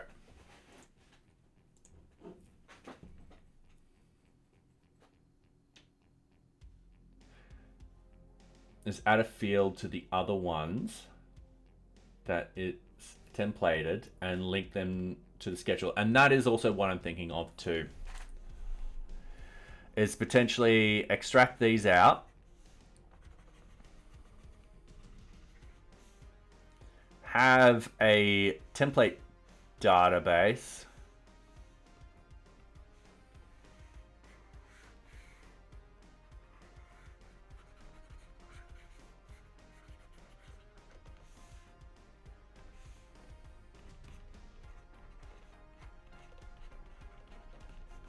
So in the template, we'll have object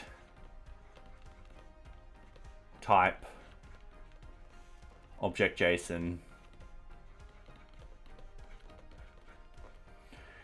And then, yeah, we'll just have the object, the template ID. And then add in the ability to have it so that we can set up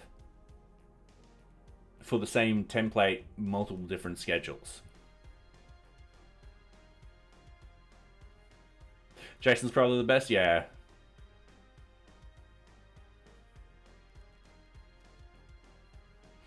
JSON B field.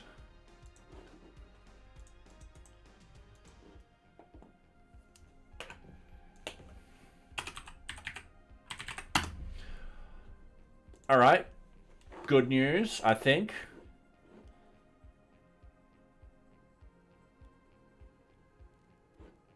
All right. Beginning with the version 345 pending. All right. All right. This is draft. I might have spoken too soon. Let's go into download.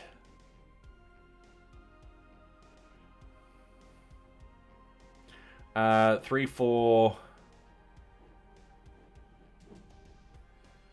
Why is this all in draft? Because I'm in draft mode. 3450. Okay. There you go. Oh, it's JSON but stored as a binary. Ooh. Beginning with the version 3 pending, SQLite supports an alternative binary encoding of JSON, which we call JSON-B. JSON-B is a binary stored as a blob. The advantage of JSON-B over ordering text is that JSON-B is both slightly smaller, between 5 to 10% in most cases, and can be processed in half the number of CPU cycles. All right. That is good. I don't foresee us actually searching this particular information yet. The built-in JSON SQL functions that SQLite can accept. All right, cool. Now, I'm still scared that that's saying pending. This might be one of those sort of cases where this is just too new.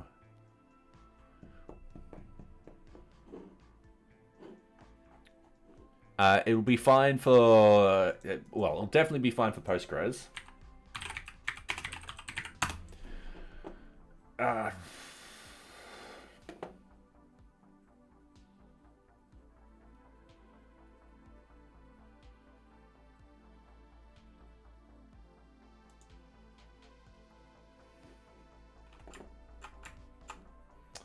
Going through here. No, I would need to do some research with MySQL.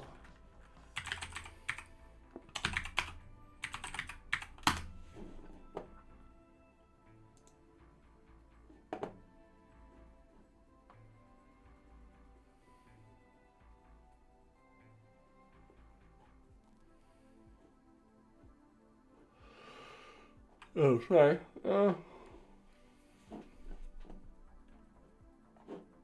I will have to check that.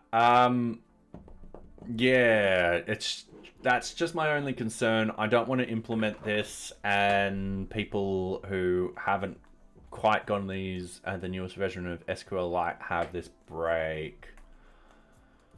So yeah, all right, not a problem. So what we can do, I've just drawn a blank. Django, JSON-B. I also don't know if Django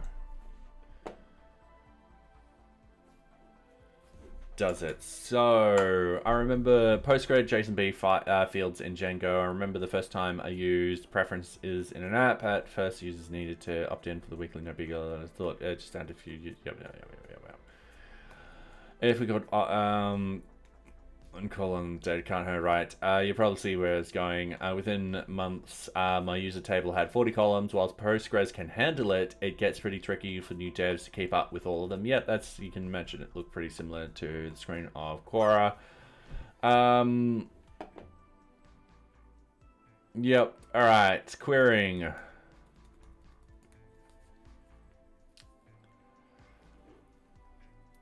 Yeah, there it is there for Postgres, but I don't want to limit NearBeach just to Postgres.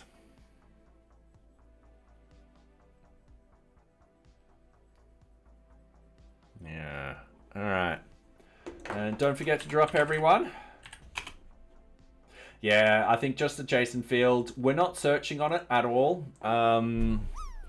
I don't foresee us having a lot of data in there for us to worry about. I don't foresee us, because once again, I don't see, unless there's a corporation that uses NearBeach, I don't foresee someone having thousands upon thousands of scheduled tasks. Maybe a dozen easily, but not thousands. So I don't foresee it being a problem. So yeah. All right.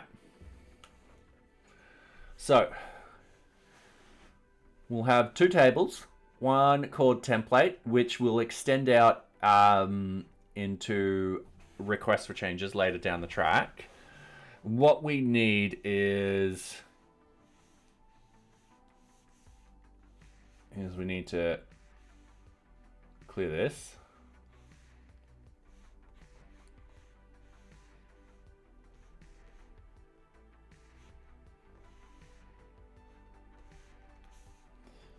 All right.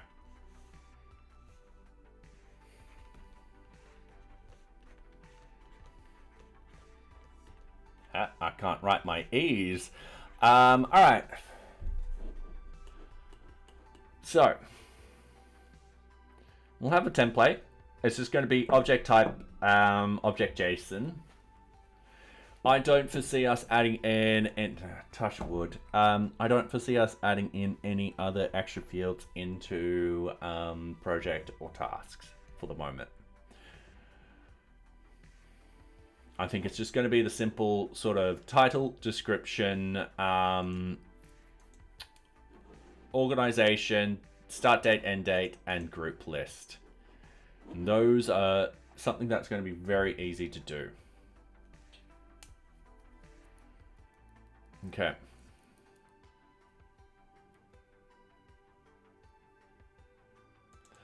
That's actually different. That's a bug. That's a really weird bug. That's a quick fix bug. Where's my pictures? Why can't I see pictures? There we go. Yeah, that's a bug. That's no longer true. Sorry, taking screenshot.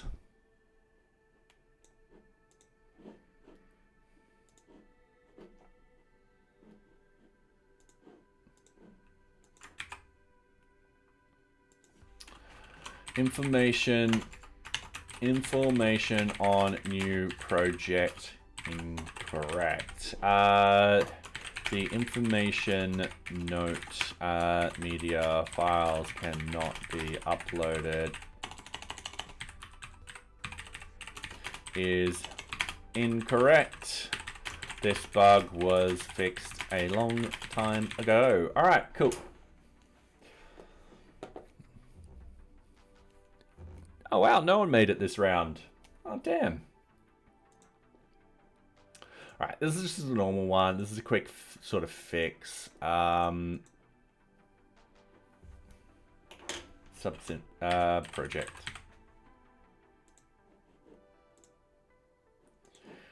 I mean, I'm not too fast.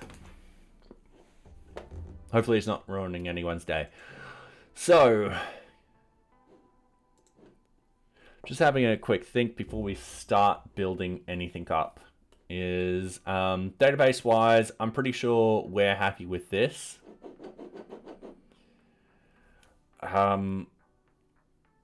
With the wizard, what we would want to do is, let's say it's this page, it'll be this. And then underneath, we'll have the scheduled sort of time. Yeah, I think the wizard will be pretty easy to do. And depending on the frequency, how many repeats, and so forth like that.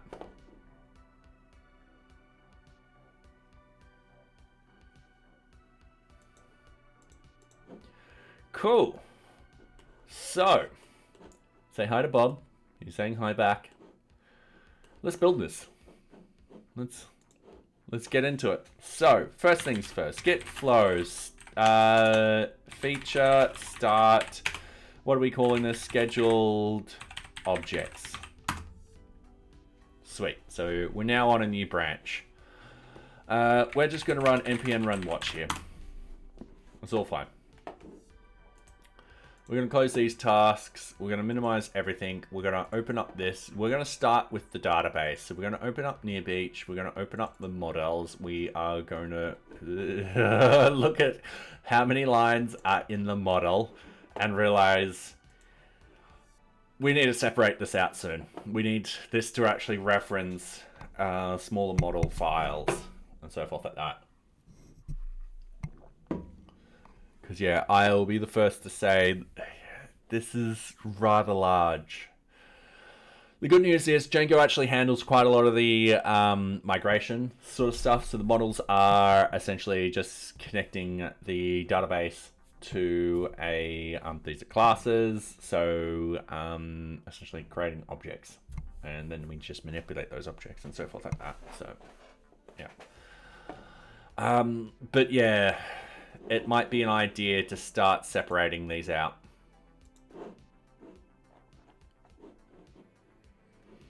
Okay, cool. So, straight off the bat, we need names. I am probably going to call this one template. Object template.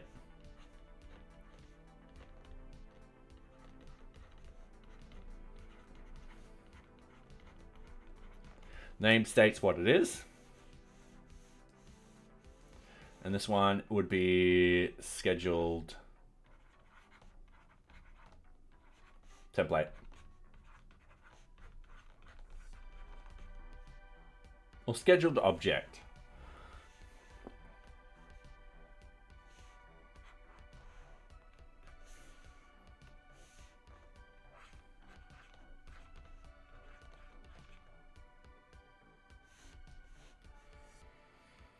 I think scheduled object is better because,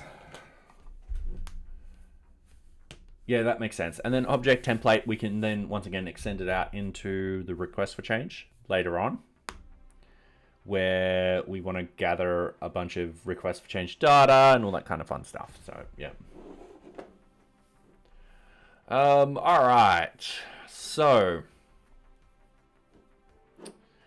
let's go with the object template first. What I want to do is I'm looking at the structure. I'm going to go element OP object. It'll be after this. So we'll have class object template. It'll be models.model. All right. I am straight off the bat going to copy this and paste it in. And I am going to go, I'm not going to worry about that. So we'll need the date created, we need the date modified, we need the change user, and we need to know if it is deleted. And that's just basic sort of meta sort of stuff. Now over here, we'll have the object template ID equals models dot big auto field. I think we're now using big auto field. Yes. Primary key equals true. Done. Then we've got object template. Now what was the type? Equals models dot character field.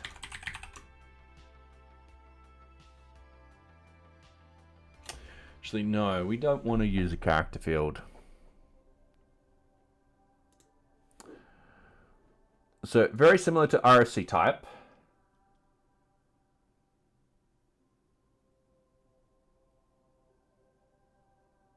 Seems like a decent place for a mixin / parent class. Yeah, actually that is actually a good idea. Because essentially that would stay all the same. I didn't think about that.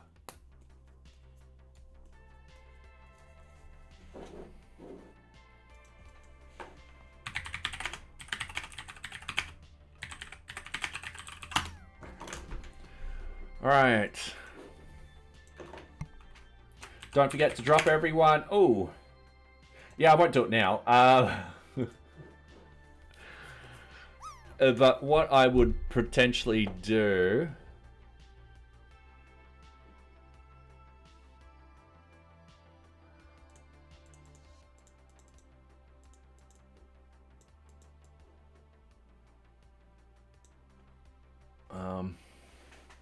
No, we don't need a foreign key.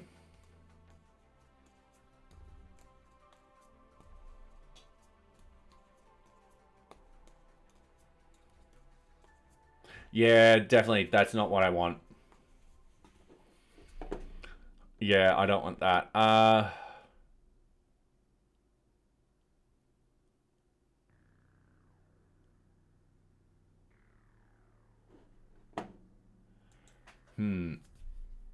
Yeah.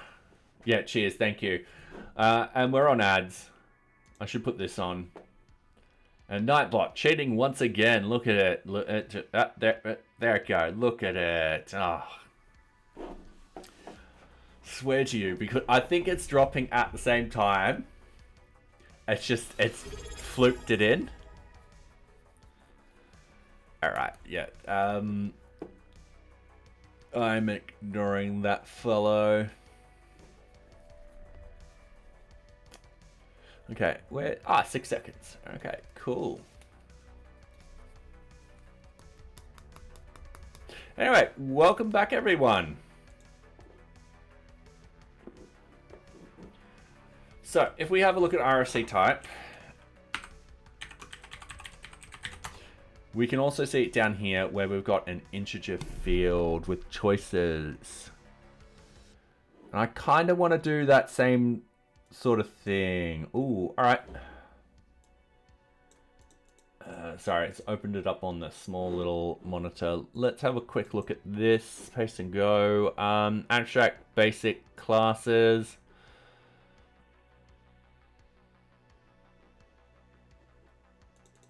Oh, that's pretty easy. All right, I'll tell you what to do. Tell you what I'm going to do. Sorry, I skipped an absolute bundle of words then. All right, improve the models.py structure. Didn't we just have ads?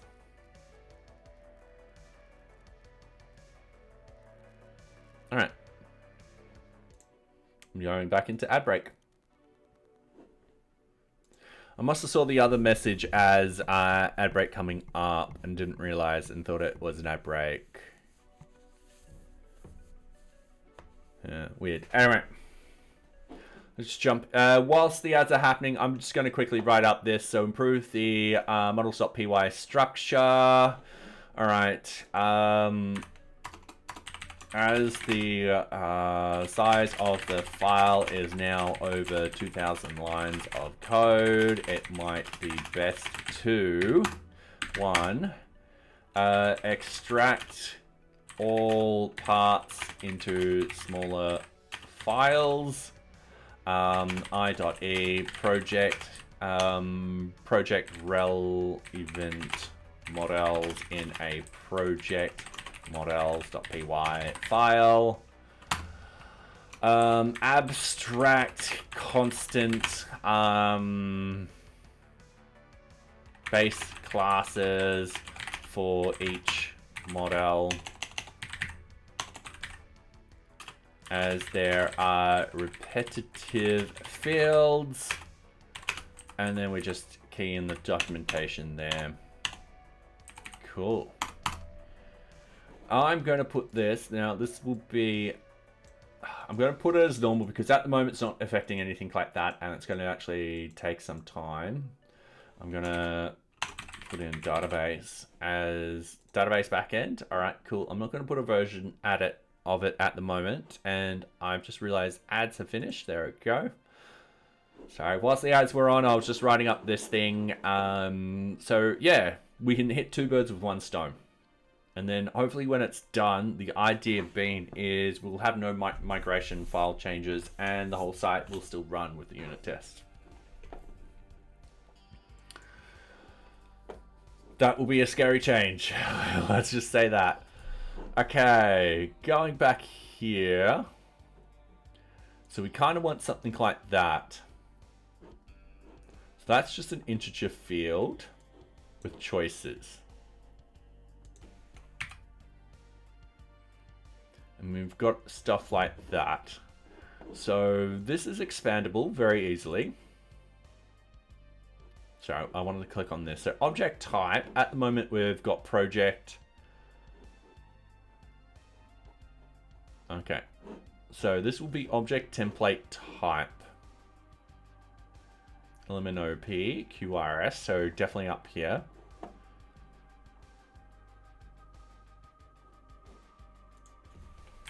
So after this, we've got object template type equals.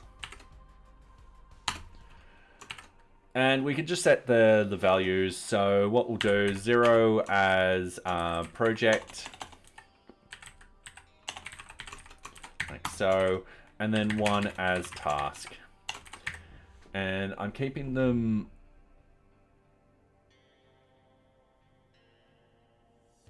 Yeah, I want them lowercase for the moment, I think.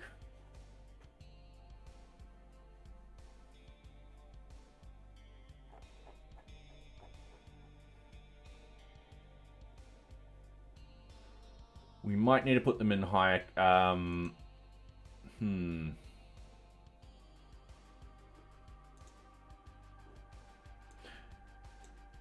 We'll be fine. We will be fine. All right, so object template. So the object type will be models dot integer field where choices equals object template type, and that's it. And then we'll have object JSON.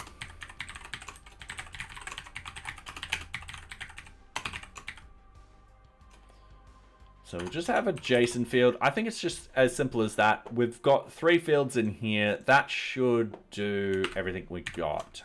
We also have another JSON field in here. I'm just double checking. Yeah, it's part of the user settings.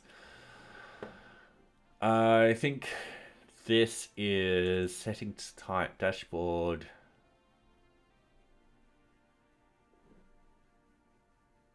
Ah, that's how I set it up here.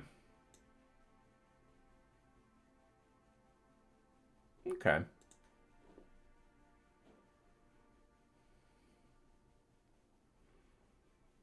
Yeah.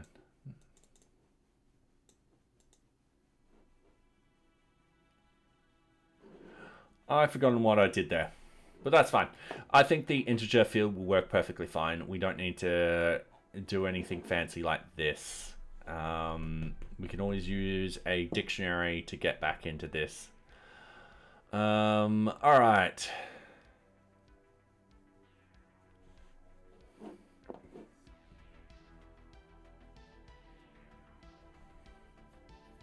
I think that is a spam.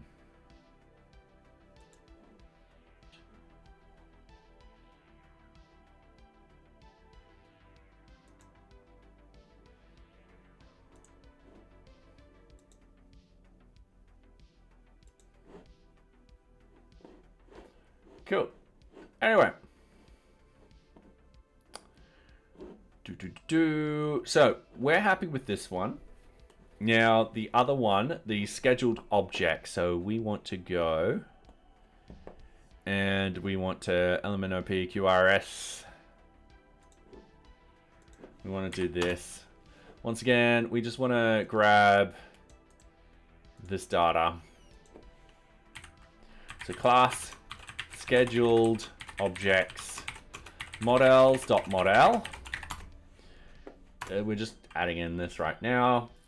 Once again, we'll fix this up later in the future. As Nocturnal has pointed out, we can actually just have like a sub abstract based classes, which will work perfectly fine with this. So what we need in here is we need a lot of data. So scheduled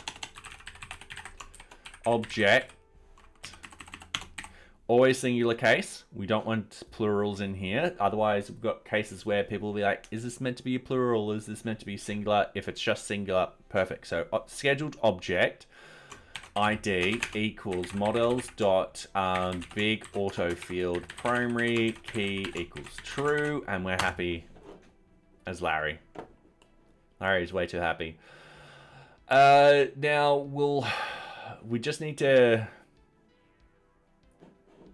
think about the order that this all goes in, so it makes sense. So what we'll have is we'll have last run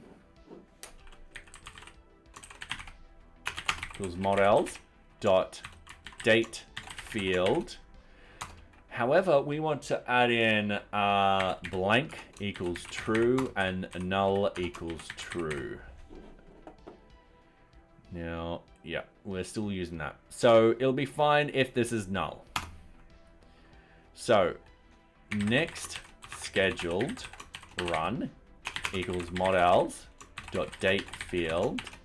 And then this one needs to actually have a particular date.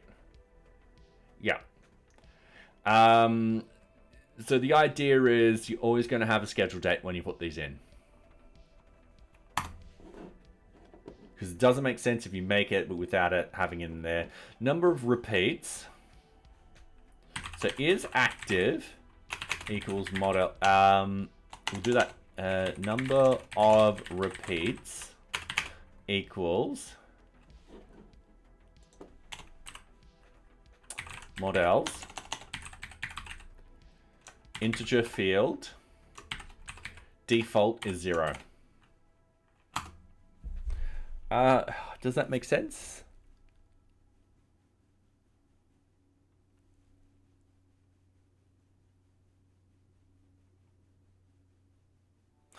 I think if we're going to have a negative one in there, that'll be fine. So what will actually happen is a negative one just means it's infinitely repeated.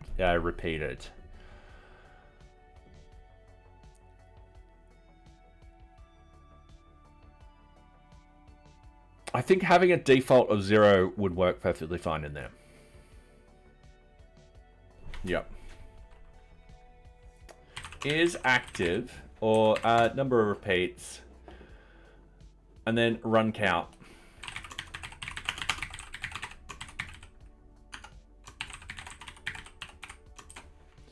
So we've got that. Is active equals models dot boolean. Default equals true. Of course. Frequency. Now, frequency, we've got a set of frequencies. Yeah.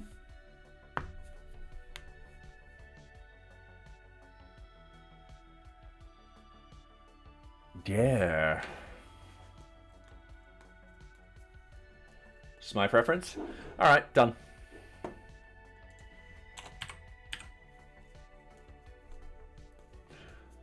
I just have no preference whatsoever.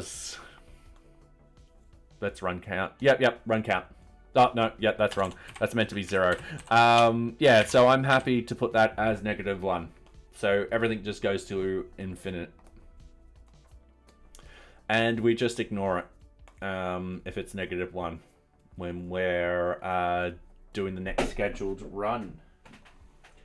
Because if we run out of the run counts, what will happen is we'll be like, yeah, cool, don't schedule the next one. But if it's -1, we'll be like, no, we've got to go.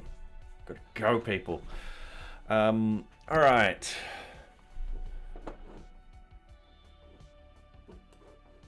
This particular one, the frequency and frequency attribute. So I'm just going to do that for the moment.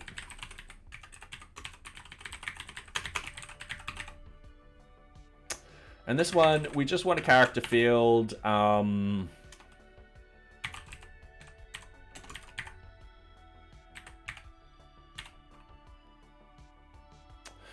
Actually, no. I'm going to change my mind on this. The frequency attribute has... So it will either have an integer or it'll have what days it's running on. I'm going to change this. I'm going to make this a JSON value. And the reason being is if we get more and more complicated stuff, sorry, give me 2 seconds. Oh, cheers. Thank you very much, Nocturnal. If we get more and more different sort of frequencies and so forth like that, we don't know how that structure is going to be, and it might be a complicated sort of structure. And having the ability to use JSON for the attributes would be a benefit. So I'm going to have some Thorfort, whatever that big word is, and go JSON field in here. And I think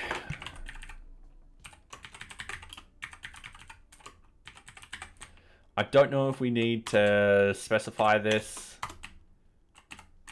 on a JSON field, but I'm just doing it just in case. With the frequency itself,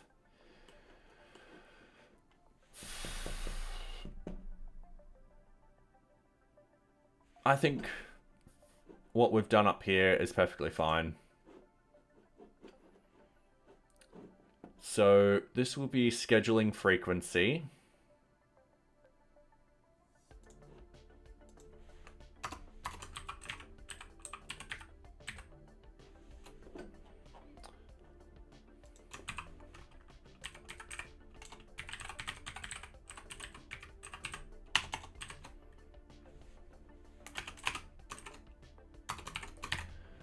And we'll just keep it like this, I think. Nice and simple. Ah, cheers. Thank you very much, Nocturnal. Yep.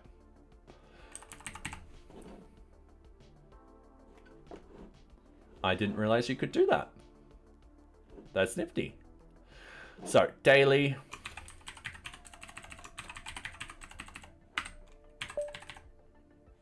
Oh, that was weird. All right, daily, set day of the week.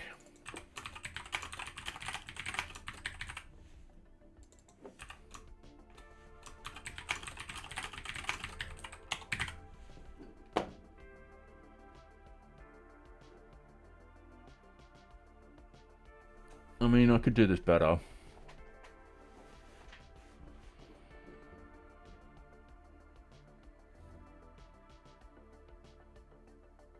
I'm going good, thank you very much, Scotty B. I am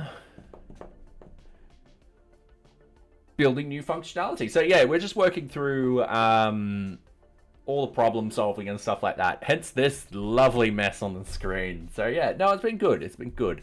I usually tend to do this on whiteboards and stuff like that, but I'm like, no, I should actually bring this into my streams, just so that people realize that there's quite a lot of thought and processes that actually happens off stream, especially around NearBeach and stuff like that. And yeah,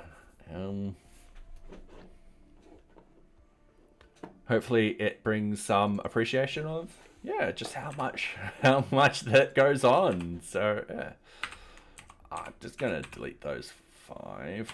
Just gonna do that, and then we're just gonna. I'm gonna have.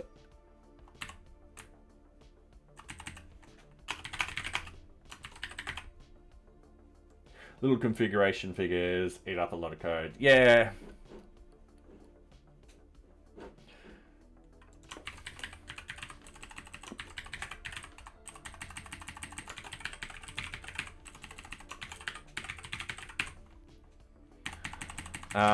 At the moment, yeah, we're dealing with the models and stuff like that. So we're building our own classes. So the ORM can get stuff from the database, shove it into an object.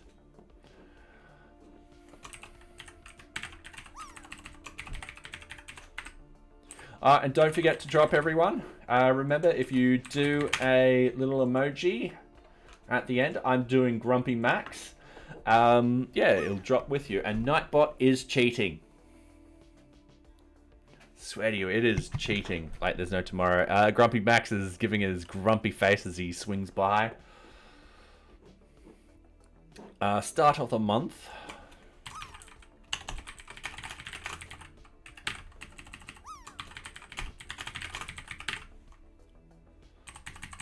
End of the month.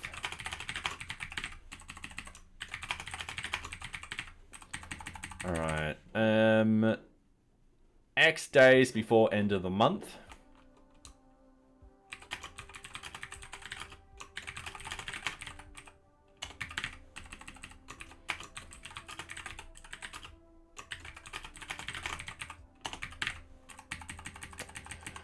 Now, I'm going to keep these in at the moment, but I'm going to comment them out. So, first business day of the month.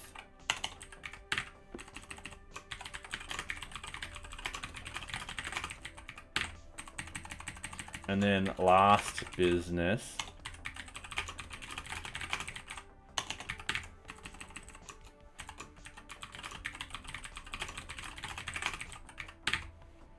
All right. Yeah. 1, 2, 3, 4, 5, 6, 7, 8, 9, 10, 11, 12, 13, 14, 15, 16, 17, 18, 9. All right, if they're 2020, 50 characters, I think. All right, so last run, schedule frequency.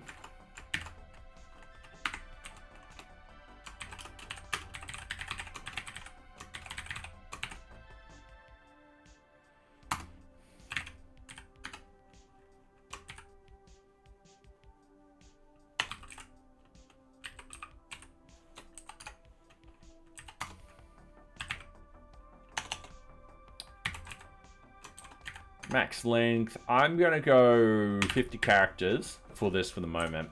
I don't see us having many more than that. Okay, going back into here.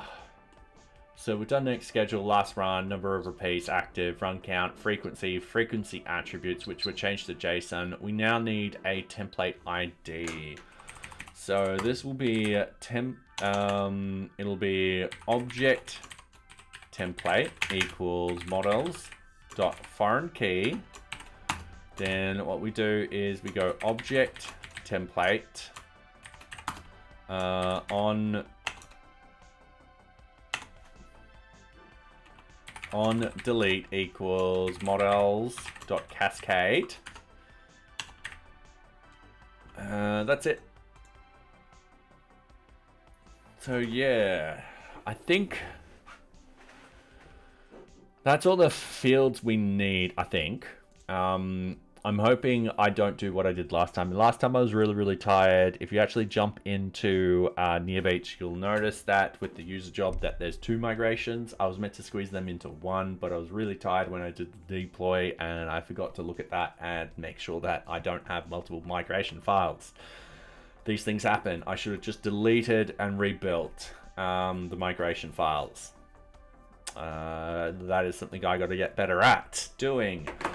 So what we want to do is, actually, we can do that over here. Python 3 manage make migrations. All right, so we've got alter field job date on user job.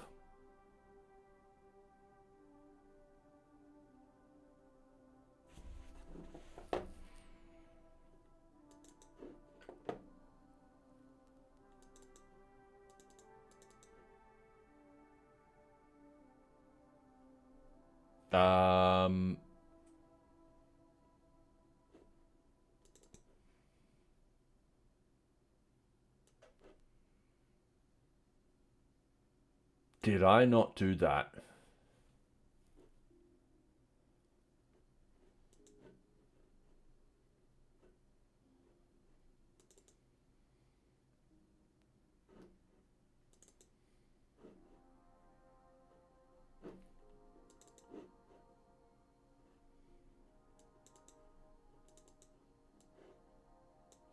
Oh, it's getting rid of the auto add.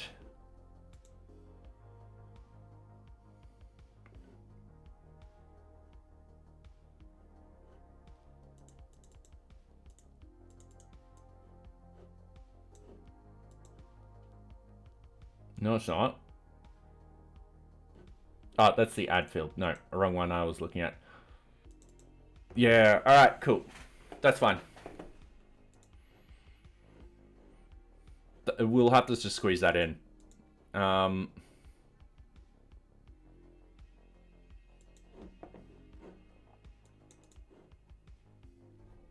is annoying that that's in there. I don't want to edit this down and so forth like that. So that will be fine. So then we create model. Yep. Okay, cool. So Python 3 manage migrate. Cool. We're all happy now. So what we need to do is let's start visualizing this correctly. Let's actually have in here. We're going to do that new drop down.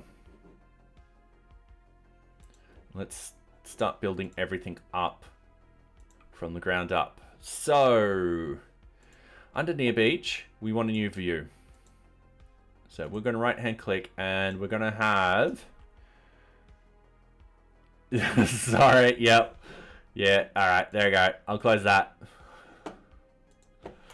Object scheduler dot py. Object scheduler views dot py. That makes sense. Yep, that makes sense. Not again, yeah. I tried very quickly just to change it. So what we need in here from Django.http.import HTTP response and HTTP response bad request. Those are the two we need at the moment. And then what I need is def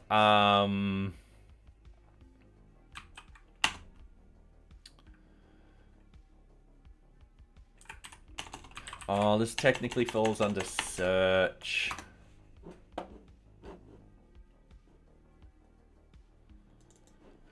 Yeah, it technically does fall under search. So get object search data.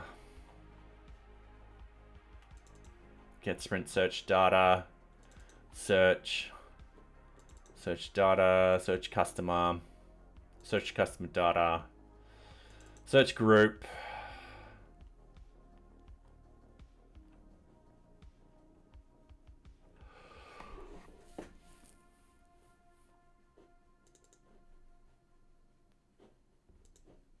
Yeah, all right. Let's not worry too much about the views for this one particular second. Let's have a look at templates, because whilst we're actually discussing the templates, we can discuss everything. So, and don't forget to drop, everyone. Nightbot didn't make it, so yeah, this is the time to drop. I'm going to drop the NearBeach beach houses. So, what we want to do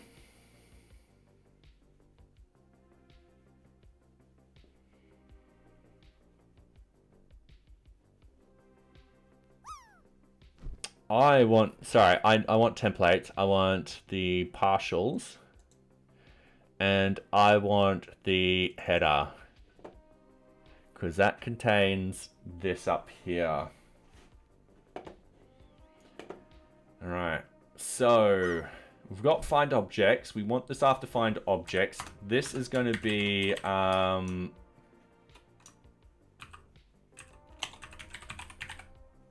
schedule. So in here, we're going to have a simple list item class equals nav. I keep forgetting what they are. I'm just going to minimize this just so I can reference stuff at the top. Nav item drop down class equals nav link drop down toggle. Ref equals nothing. ID equals schedule objects drop down. Easy done. Role equals button. Data BS toggle equals drop down. And then aria expanded equals false. Cool. And then what we want to do so we're just going to have schedule in there. And then underneath we have UL class equals drop down menu.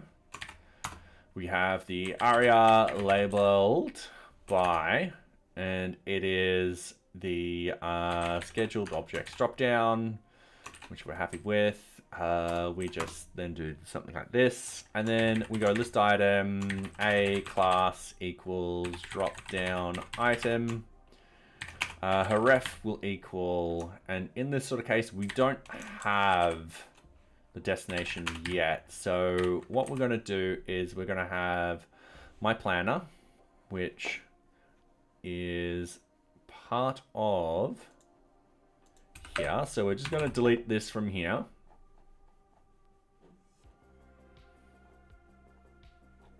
We're going to lose exactly where we were. There we go. It's going to have that. We're going to have a divider. And then we're going to have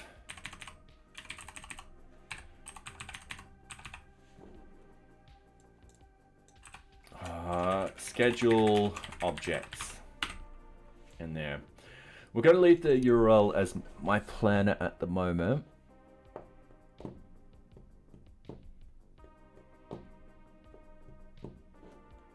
And we're going to think of the names. So,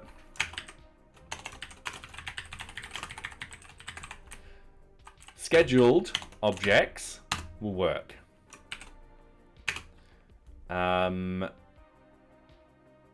Another thing we might need is scheduled object information and a new scheduled object. And we've hit an ad break. All right, cool. So here we are. I'll tell you what, I'm going to do the Rubik's Cube during this ad break. So I'm just going to mess it up. I'm not that smart enough that if I look at it whilst messing up, I can remember how to get back to it or something like that. Yeah, I'm just not like that. I'm not even smart enough to look at it and then solve it blindfolded. Okay, cool. So I'm going to go and flip this and be like, all right, cool. We're going to solve this side first. So this, it's a bit glary at the moment. I'm going to turn off that light. There we go. So that is orange. So the centerpiece means that side's going to be orange. So what I've got to do is I'm going to solve orange.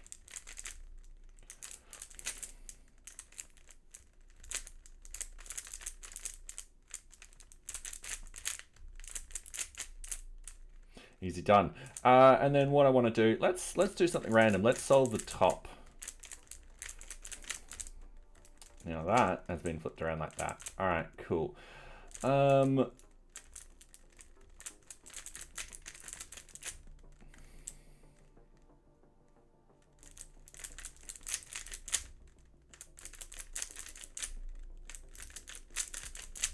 So we have the bottom and the top solved. And now the last thing, it usually falls into place around about now. There we go. Cool. Anyway, welcome back everyone. We were just playing around with the Rubik's Cube during that ad break. So yeah. So think about the names. I'm not going to use the search in here whatsoever. I'm going to have a particular view called scheduled objects. And that's going to show all objects in there. Then what we can do is we can then break that down into new scheduled object and scheduled object information.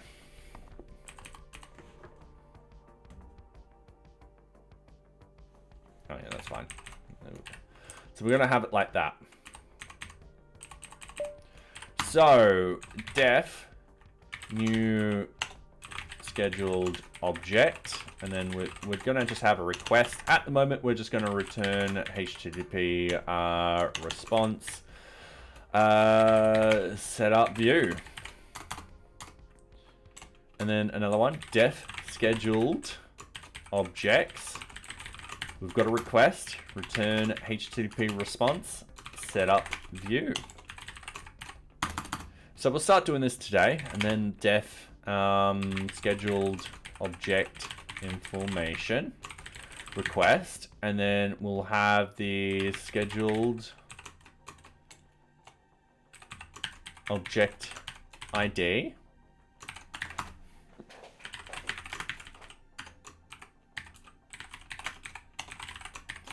And we'll do that.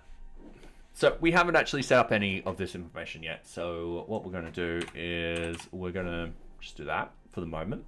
We're going to edit our URLs, and we're going to make sure the front end works and connects to the right place. So we need to go down to the URLs. First off, we're going to find new at the start of things. So new. This is all in alphabetical order. So here we are.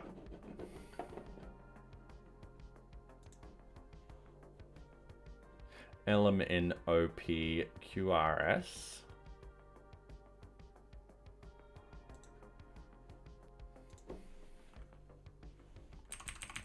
So up here, what we want to do, path, new scheduled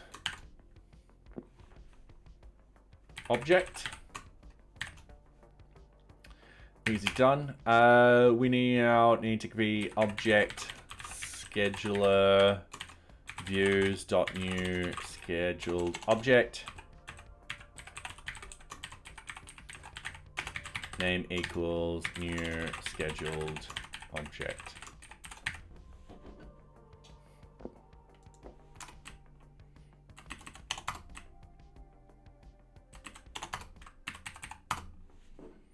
All right, first things first, we've got to import that.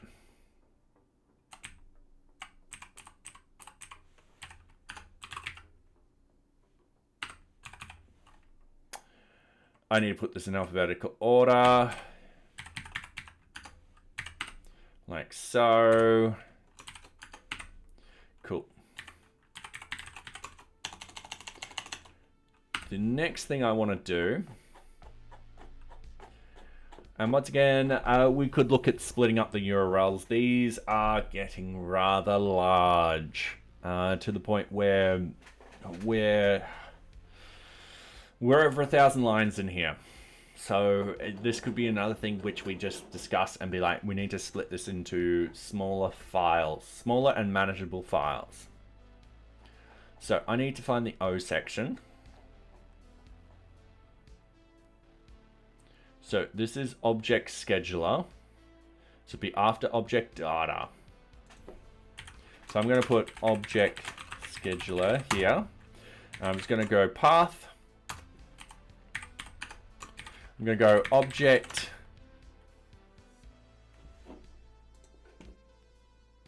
scheduled objects. So I'm going to actually go to S's, which is further down. I know my ABCs. Eventually, you know. All right, cool. So path, scheduled objects. That's gonna end in a / and then we've got object scheduler views dot scheduled objects. It's as simple as that. Name equals scheduled objects, and we're happy. And then we've got path. We've got scheduled object information, and then object scheduler views. Scheduled object information, name equals scheduled objects. Easy done, easy done. All right, I need to go new scheduled object. I just realized I forgot to do that. Yep. And I will actually need path, new scheduled object, save. There will be object scheduler view dot new scheduled object underscore save.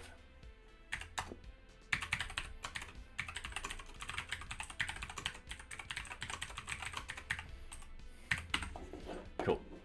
We just need to put that in very, very quickly. So that will be just yanking those 2 lines, pasting that there, doing another thing up there, going oops, and then putting save at the end of that. And then adding an extra line there.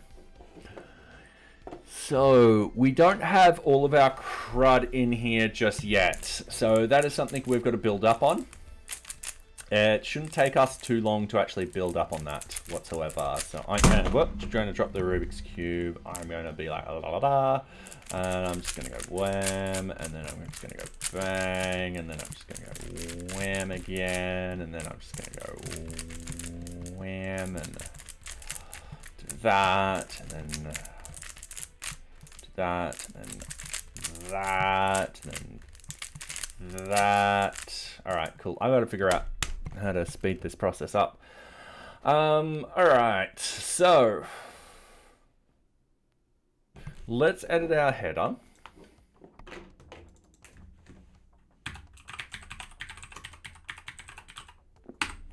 And put in scheduled objects.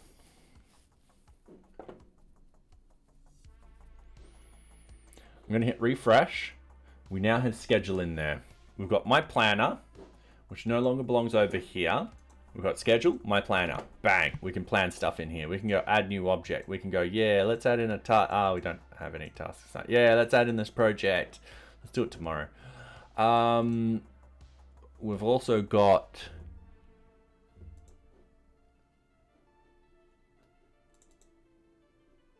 all right.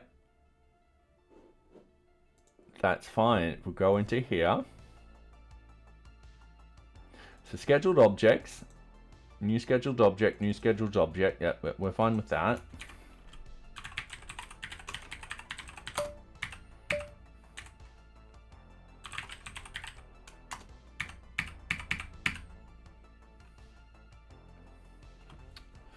So what's actually happened is it's looked at this one.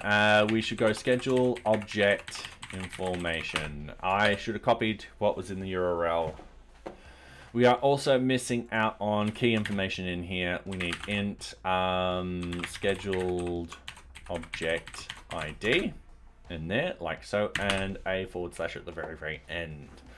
So I've just made a little mistake there. If we go back into here and we wait a second and refresh, we don't have that information. We want to go back into here. We want to then go into scheduled objects.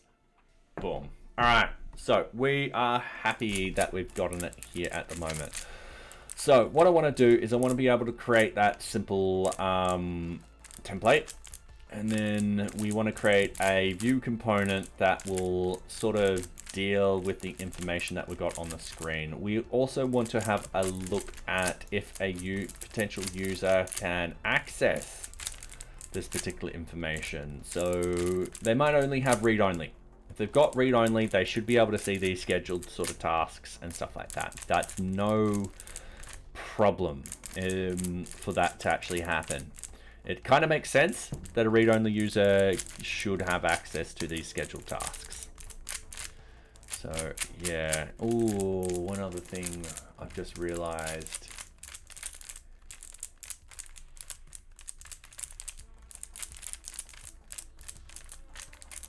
We need the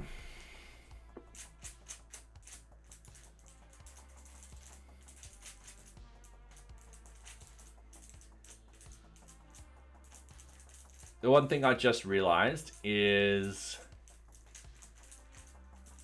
we do need a filter by groups and stuff like that. All right. Let's get this explained out. Okay. Let's move this down here. Let's go here. Let's go here. Let's go. Come on, click it, buddy. Thank you. Problem.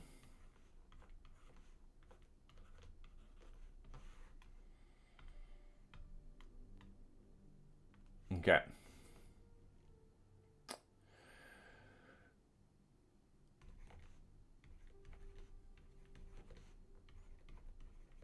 So scheduled objects need to be filtered in a way so a user can only see their scheduled objects.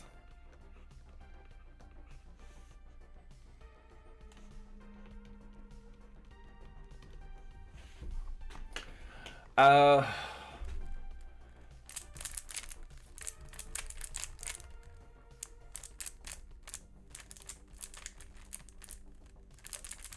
right, so what I mean here is, for example, the administrators might set up their own schedule and they have their own, let's say, groups and so forth like that. These particular scheduled objects, they don't want anyone else to see, which is fair enough. So they don't include any other groups apart from their own groups. All right. Everyone's on the same table. However, that being said, what we need to actually do is we need to filter out those users and stuff like that. Now, the one problem is a JSON field isn't fast enough. So as time goes on and this particular people add and contract from the schedule and stuff like that, these particular tables will get bigger and bigger and bigger.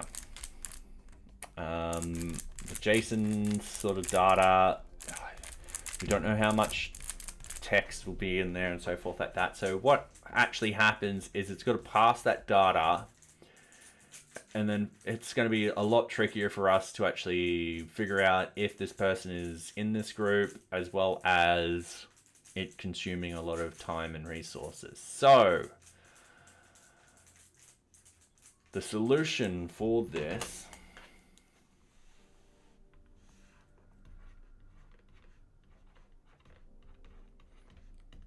is to extract out the groups.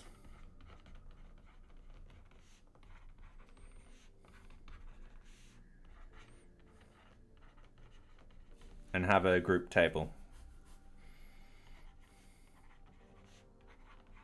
A group permission table.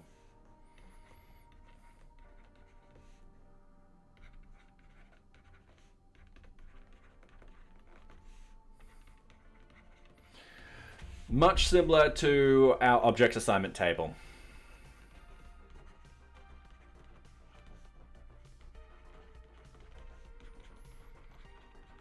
However, I will not be using that table for this particular case. I could.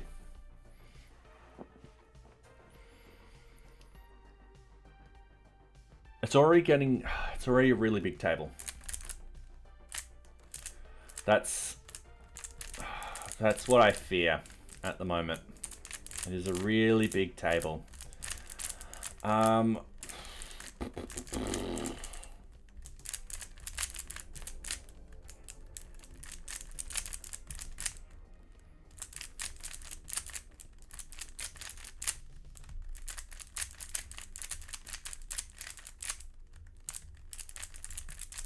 Okay.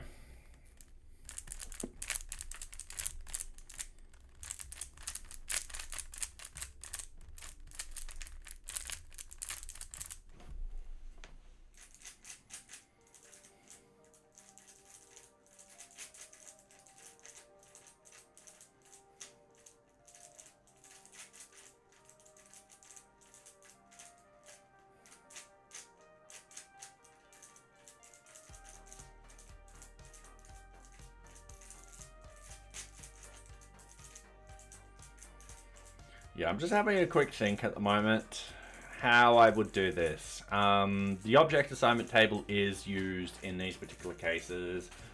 It is used for everything. And it's not too hard to implement. It's all in one spot. That way, if someone goes into the scheduler, we can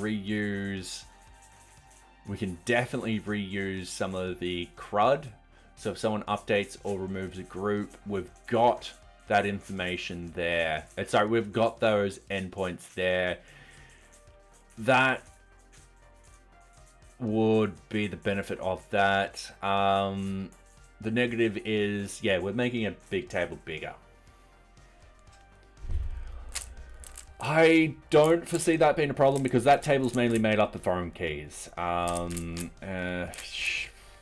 It should be quickly indexed and stuff like that. I do need to eventually cram this whole entire system. I want to do a massive sort of test where I flood NearBeach with a lot of data, but I've got to actually figure out how I can do that.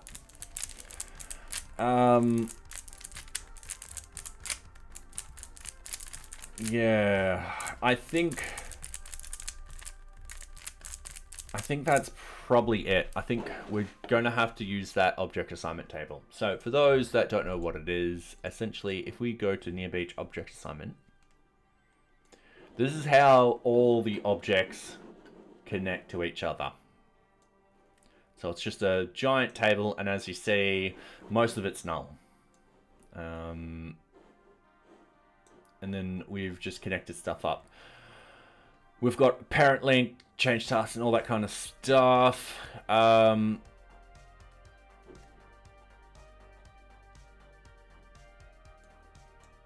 So yeah, what we would have to do in here is we won't worry about the is deleted sort of stuff.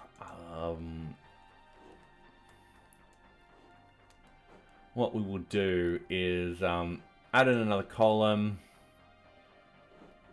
and essentially it's connected to the group IDs.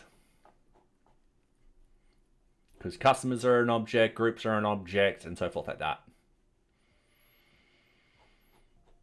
And it's just that simple. And then, yeah, I'm going to have to do that. So that's going to be an easy solution to that problem.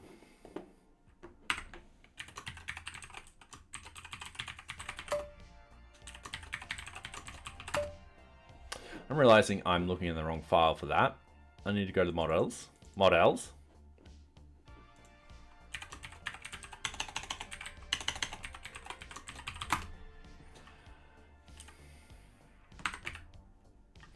All right.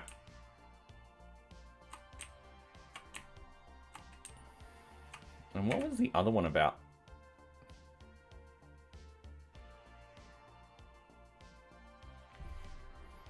All right, we do have a separate one for the sprints, but the sprints were done in a particular way.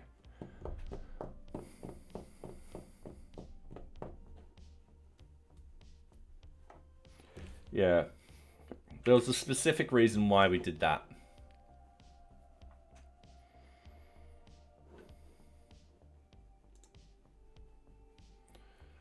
All right.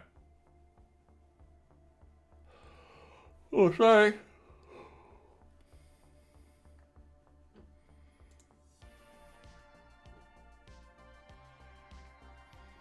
And let's go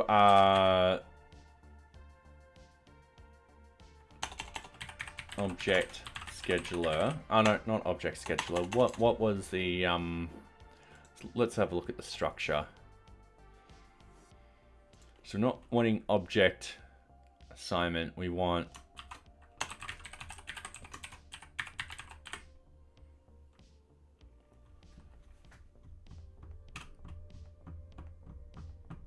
no, this is actually going to be on the templates.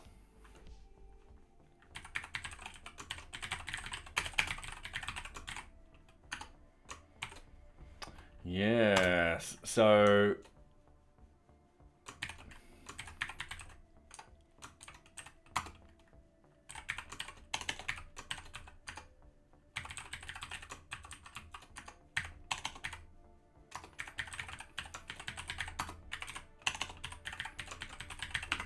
okay, so what I'm doing here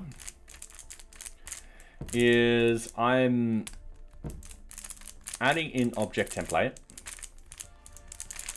So when someone creates a new sort of template, we've got it assigned to groups. And then what will actually happen is it'll create on a particular date. Now, if someone needs other groups and so forth like that, they just have to create another object and so forth like that. We're not doing an overly complicated system where you can add rules upon this and that and conditions and so forth like that. It's like, no, just create a new freaking template because it's going to be 10 times simpler for everyone. And that way, yeah, you're not doing stupid, silly things in the system. I know how people ask for random sort of configurations. You're like, but you could just do it this way. I talk from experience. All right.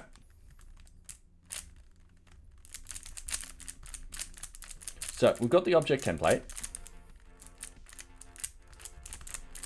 So we're happy with that.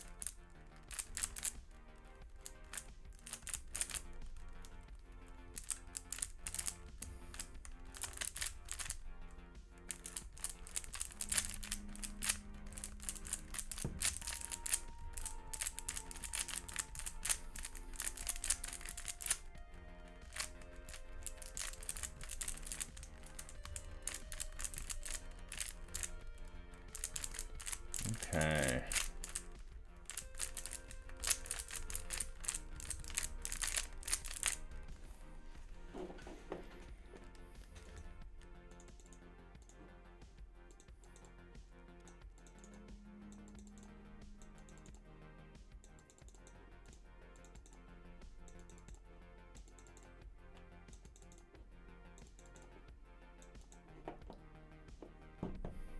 All right, sorry, I'm just trying to think about how I'm going to do this. So object templates and so forth like that.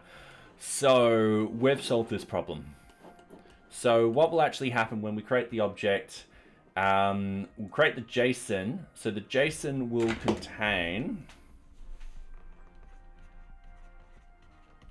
contain the title, the description,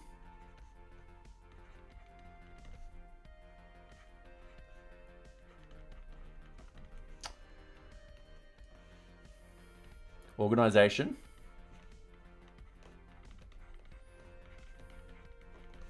start and end date,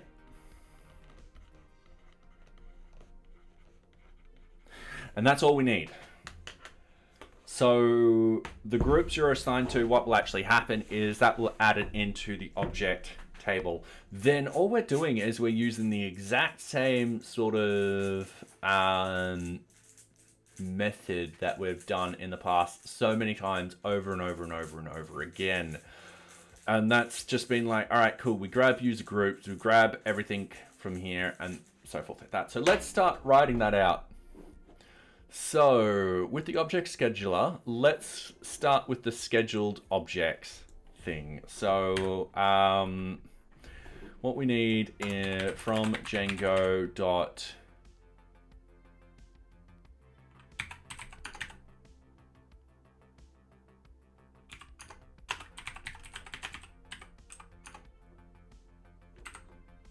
oh god, no, bear with me because I've suddenly forgotten what the template thing is.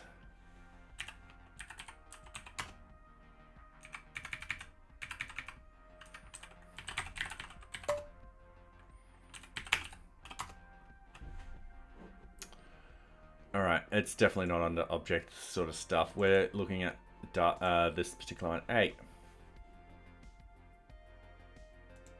there we go. It's Django.template.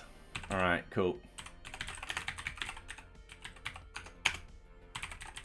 Import loader. There we go.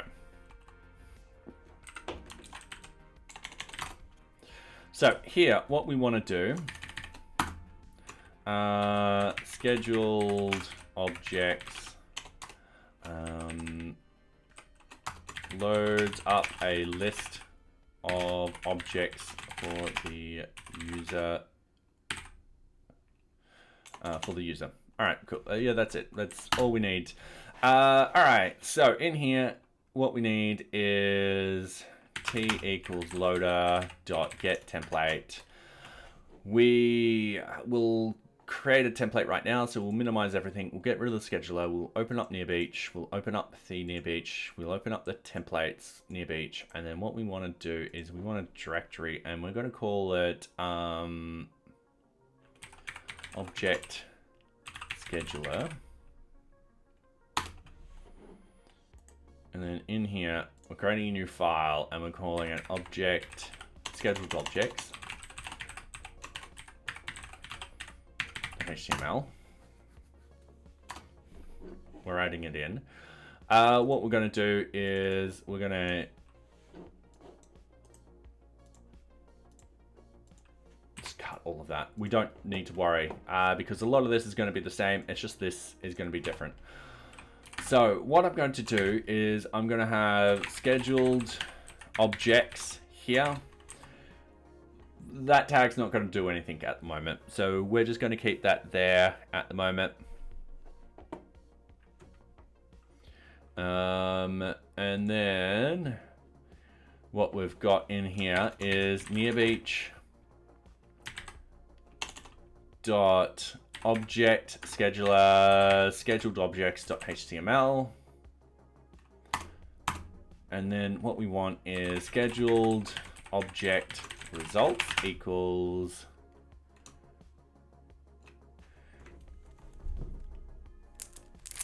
and I'm just remembering is we've got both scheduled objects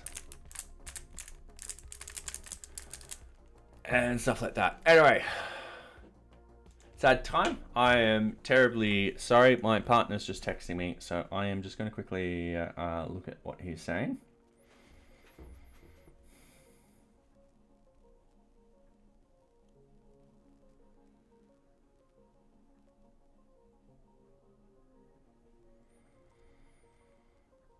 Yeah, cool.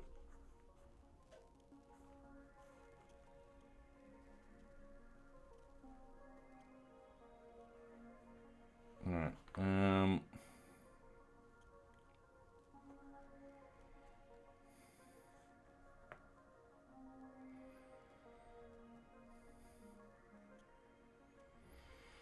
Okay. Anyway, let's finish this again. I've got the bottom. So what we'll do is we'll essentially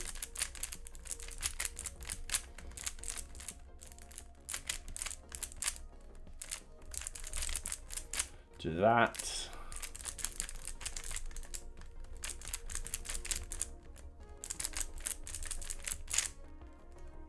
Done. Yeah. That was actually pretty okay. Essentially, when I did the top layer, I just moved the corners around. Everything fell into place, which is really nice when that happens. So, yeah. Let's get back into stream. We won't be on for much longer, about 15 more minutes, and then it hits 10 o'clock, and then I've got to run. Just because I've got to wake up at 6 tomorrow morning. So, yeah. Scheduled object results. Now, this is where we don't want to set the scheduled objects at the scheduler itself. The scheduler itself should be just dealing with when things are run and stuff like that. However, we could potentially use it to do for other things, but then we have to do with it. That gets really confusing.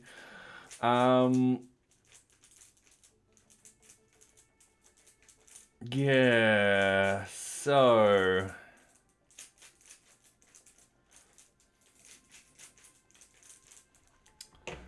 what we've got to do, so we've got another problem.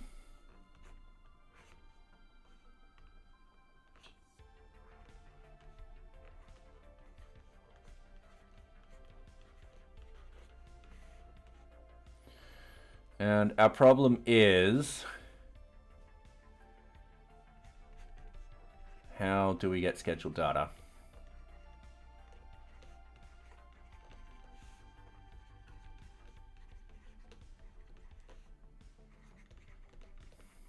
Okay, so we've got the scheduled data. So scheduled data, there's a foreign key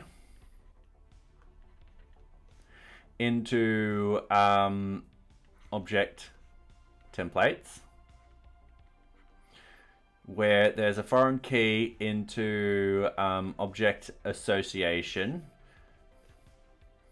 Foreign key into object association. In which case we can then, do filters on this.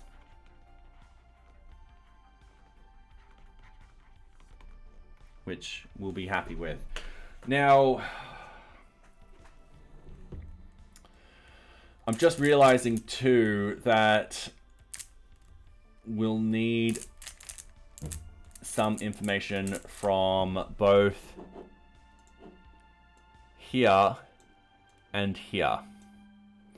Getting this, not a problem. We can get that, which then we can get this, in which case we can then get this. Not going to be a problem. But we'll need to figure out what fields we need and so forth like that. So what I'm going to do is I'm going to finish this cube very quickly.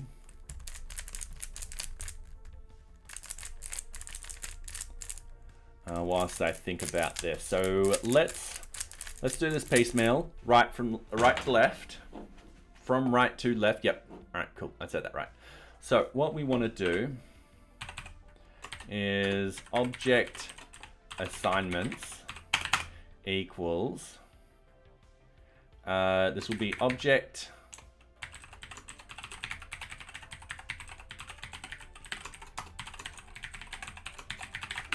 All right, so we've got the object assignment and stuff like that. What I need to do is from NearBeach.models import object assignment. I need to then import scheduled objects, and I need to import object template.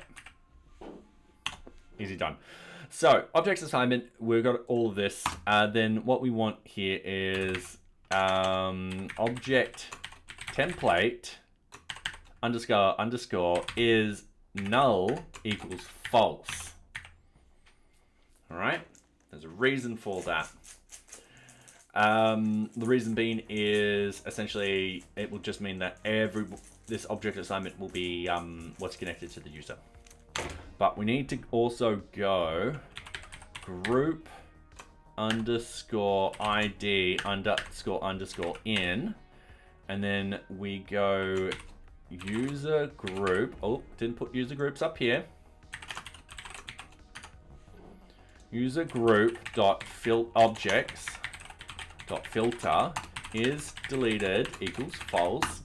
And then what we need to do then is we go username equals request.user. So it's filtering for all the groups that the user is currently in. And then we just go values here and we type in group ID, and we're happy with that. So that will get all the group IDs that the user is in, filter it for this. The object assignment will then find all of those particular object assignments where it's just for that particular object, for that particular object assignment against object templates. So yeah.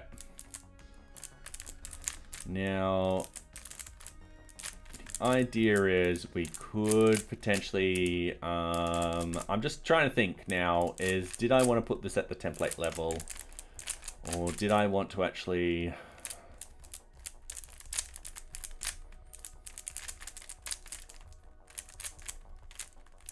this is, it's gonna be one of those things.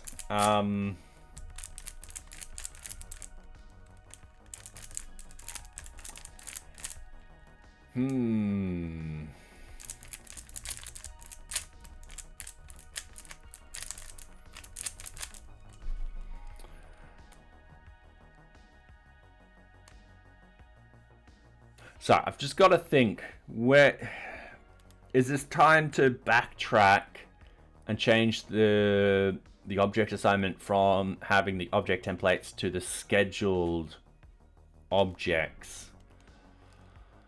And the thing is, if someone creates a new scheduler,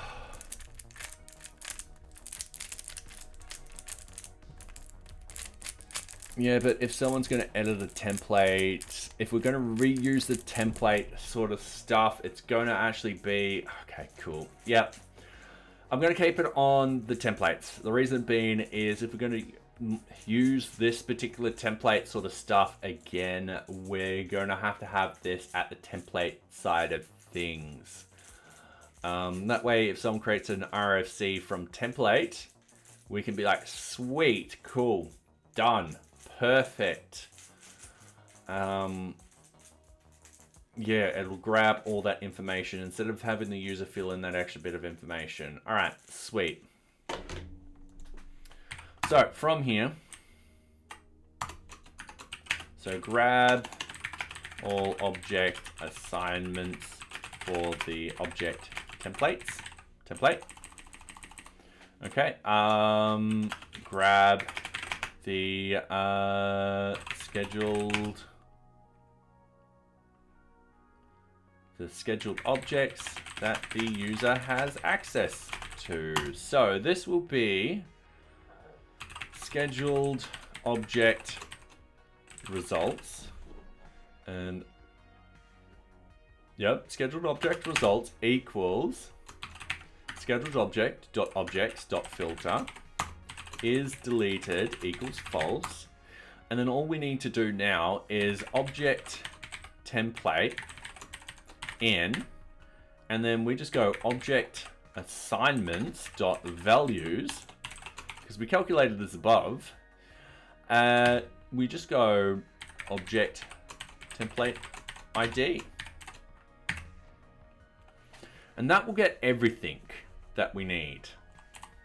Now we can annotate stuff and do stuff and all that kind of fun stuff. I'm just now wondering how are we going to get this data down. And my question is, it's best to be in the Flatpak method. Yeah, I think this is going to be best in the Flatpak method. Okay.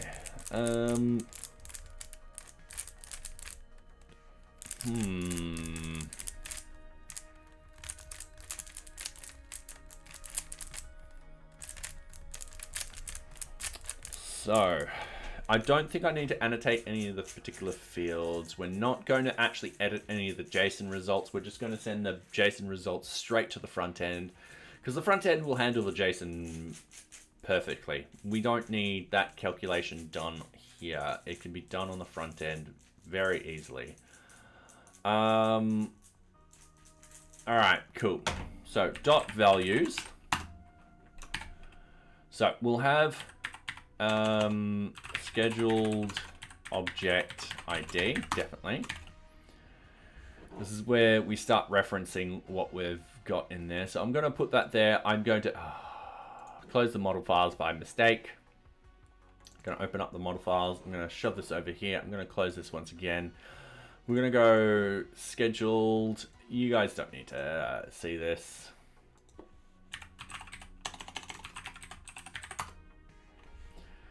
So we've got scheduled object ID. Yep, that's perfectly fine. And then we need last run. Then we need next scheduled run. And then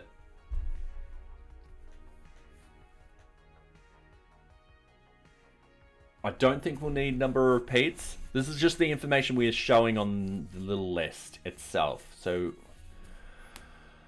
yeah, I don't think we'll need frequency.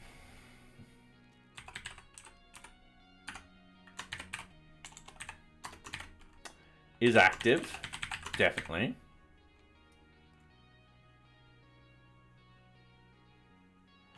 Or we'll definitely need frequency attributes.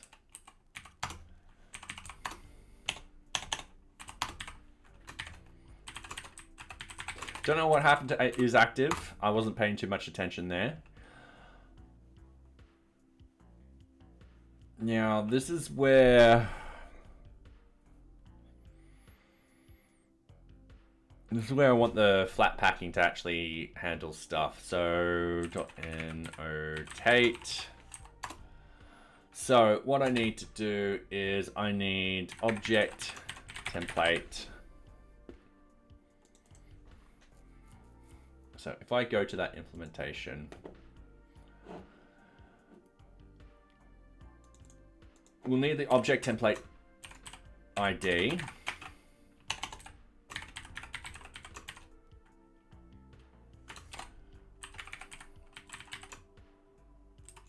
It's where I need to just reference annotate. Okay, cool.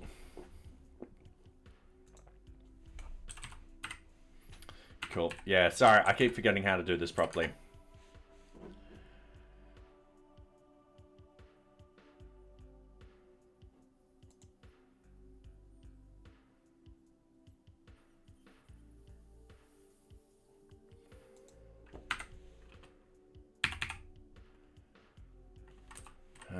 From Django dot database dot models import F. There you go. Yep.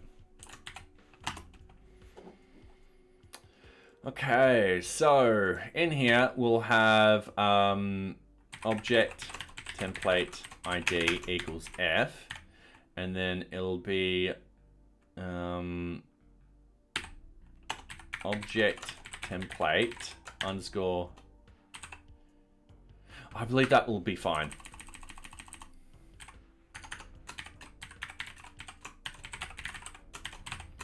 Because we're at that sort of level where it will have the ID. It's the other fields that I need to worry about. So I'm just getting rid of that.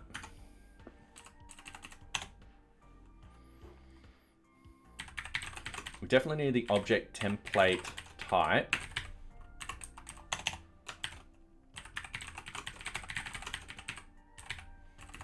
Definitely in there.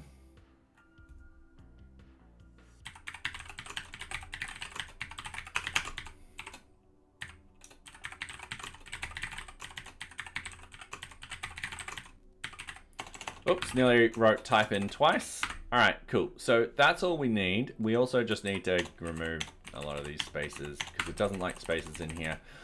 All right, so now we need object template type object template JSON. I think that's all we need for the little cards to sort of show. I think that should be fine. Now we need to run the context. And then what we have here is scheduled object results is going to be simple as that. And then this will be return http response t.render c request. I just remember that now. All right, cool. So we're not dealing with any of the permissions here if the user can actually edit the stuff. That's that is something we need to deal with in this particular view. I think we should add that in next stream, but let's, because it'll be quite complicated. Let's see if this actually loads up correctly.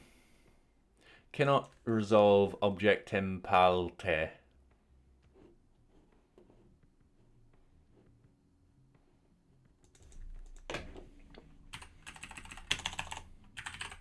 Cool. Waiting a few seconds. Cannot resolve keyword schedule object ID. Choices are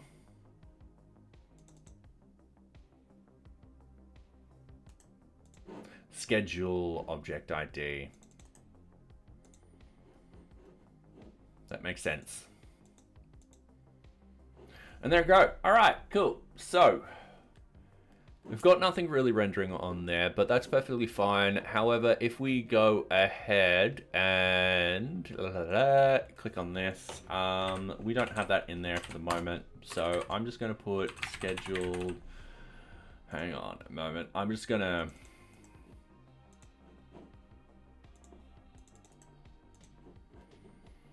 And in reality, yeah, it is scheduled objects. All right, cool. Yeah. Yeah, it doesn't like that. Shoot. Because I need to put it into JSON. We did this recently. Where did we do it?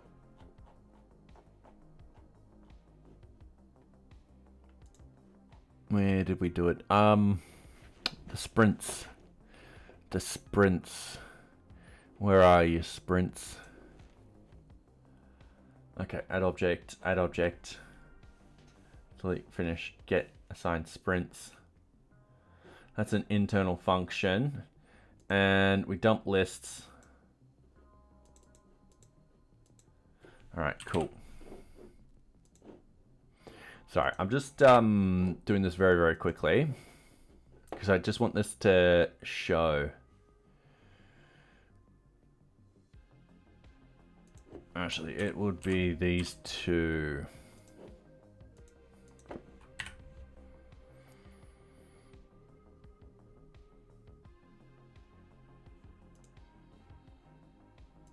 Okay, cool. So what we want is we want scheduled object results equals, and then we want JSON.dumps list, and then scheduled object results where CLS equals Django JSON encoder.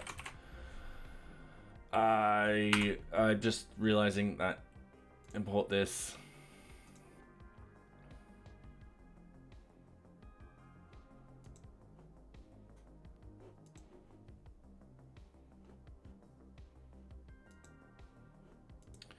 All right, cool.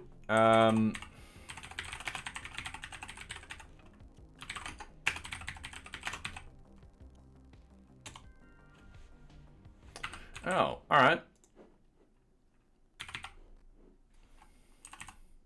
I needed one more. All right, from Django dot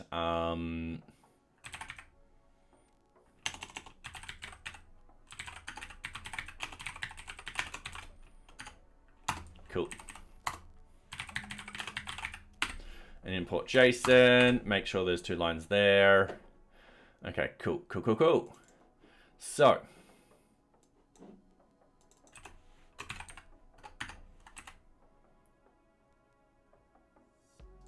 sweet. So that should be fine. And then what we do is we go JSON.loads, and then we go scheduled object results. And then we get rid of all of this. And that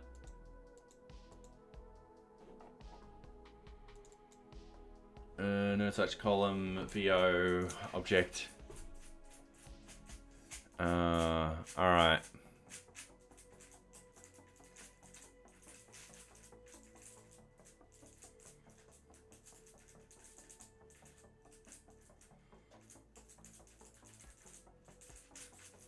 Okay.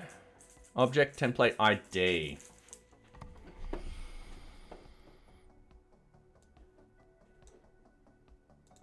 Let's have a quick look.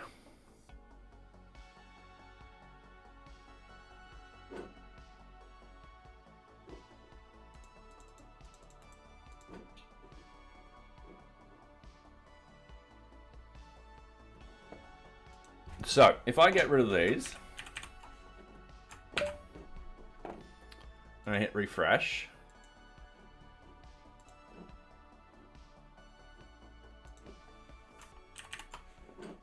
let's get rid of that.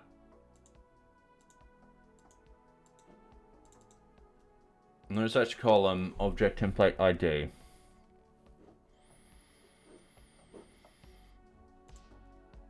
I think I know why.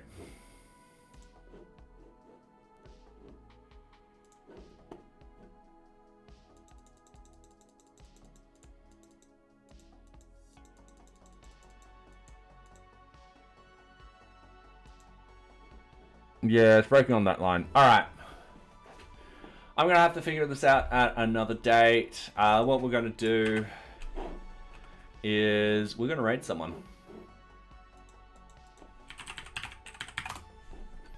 Let's see who is...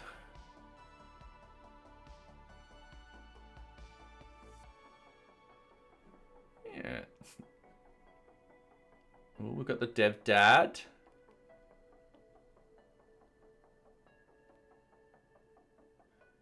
Oh, he's playing a game. We won't. All right. Let's rate him. My own hot sauce. I have never grew a single thing in my entire life before. All right.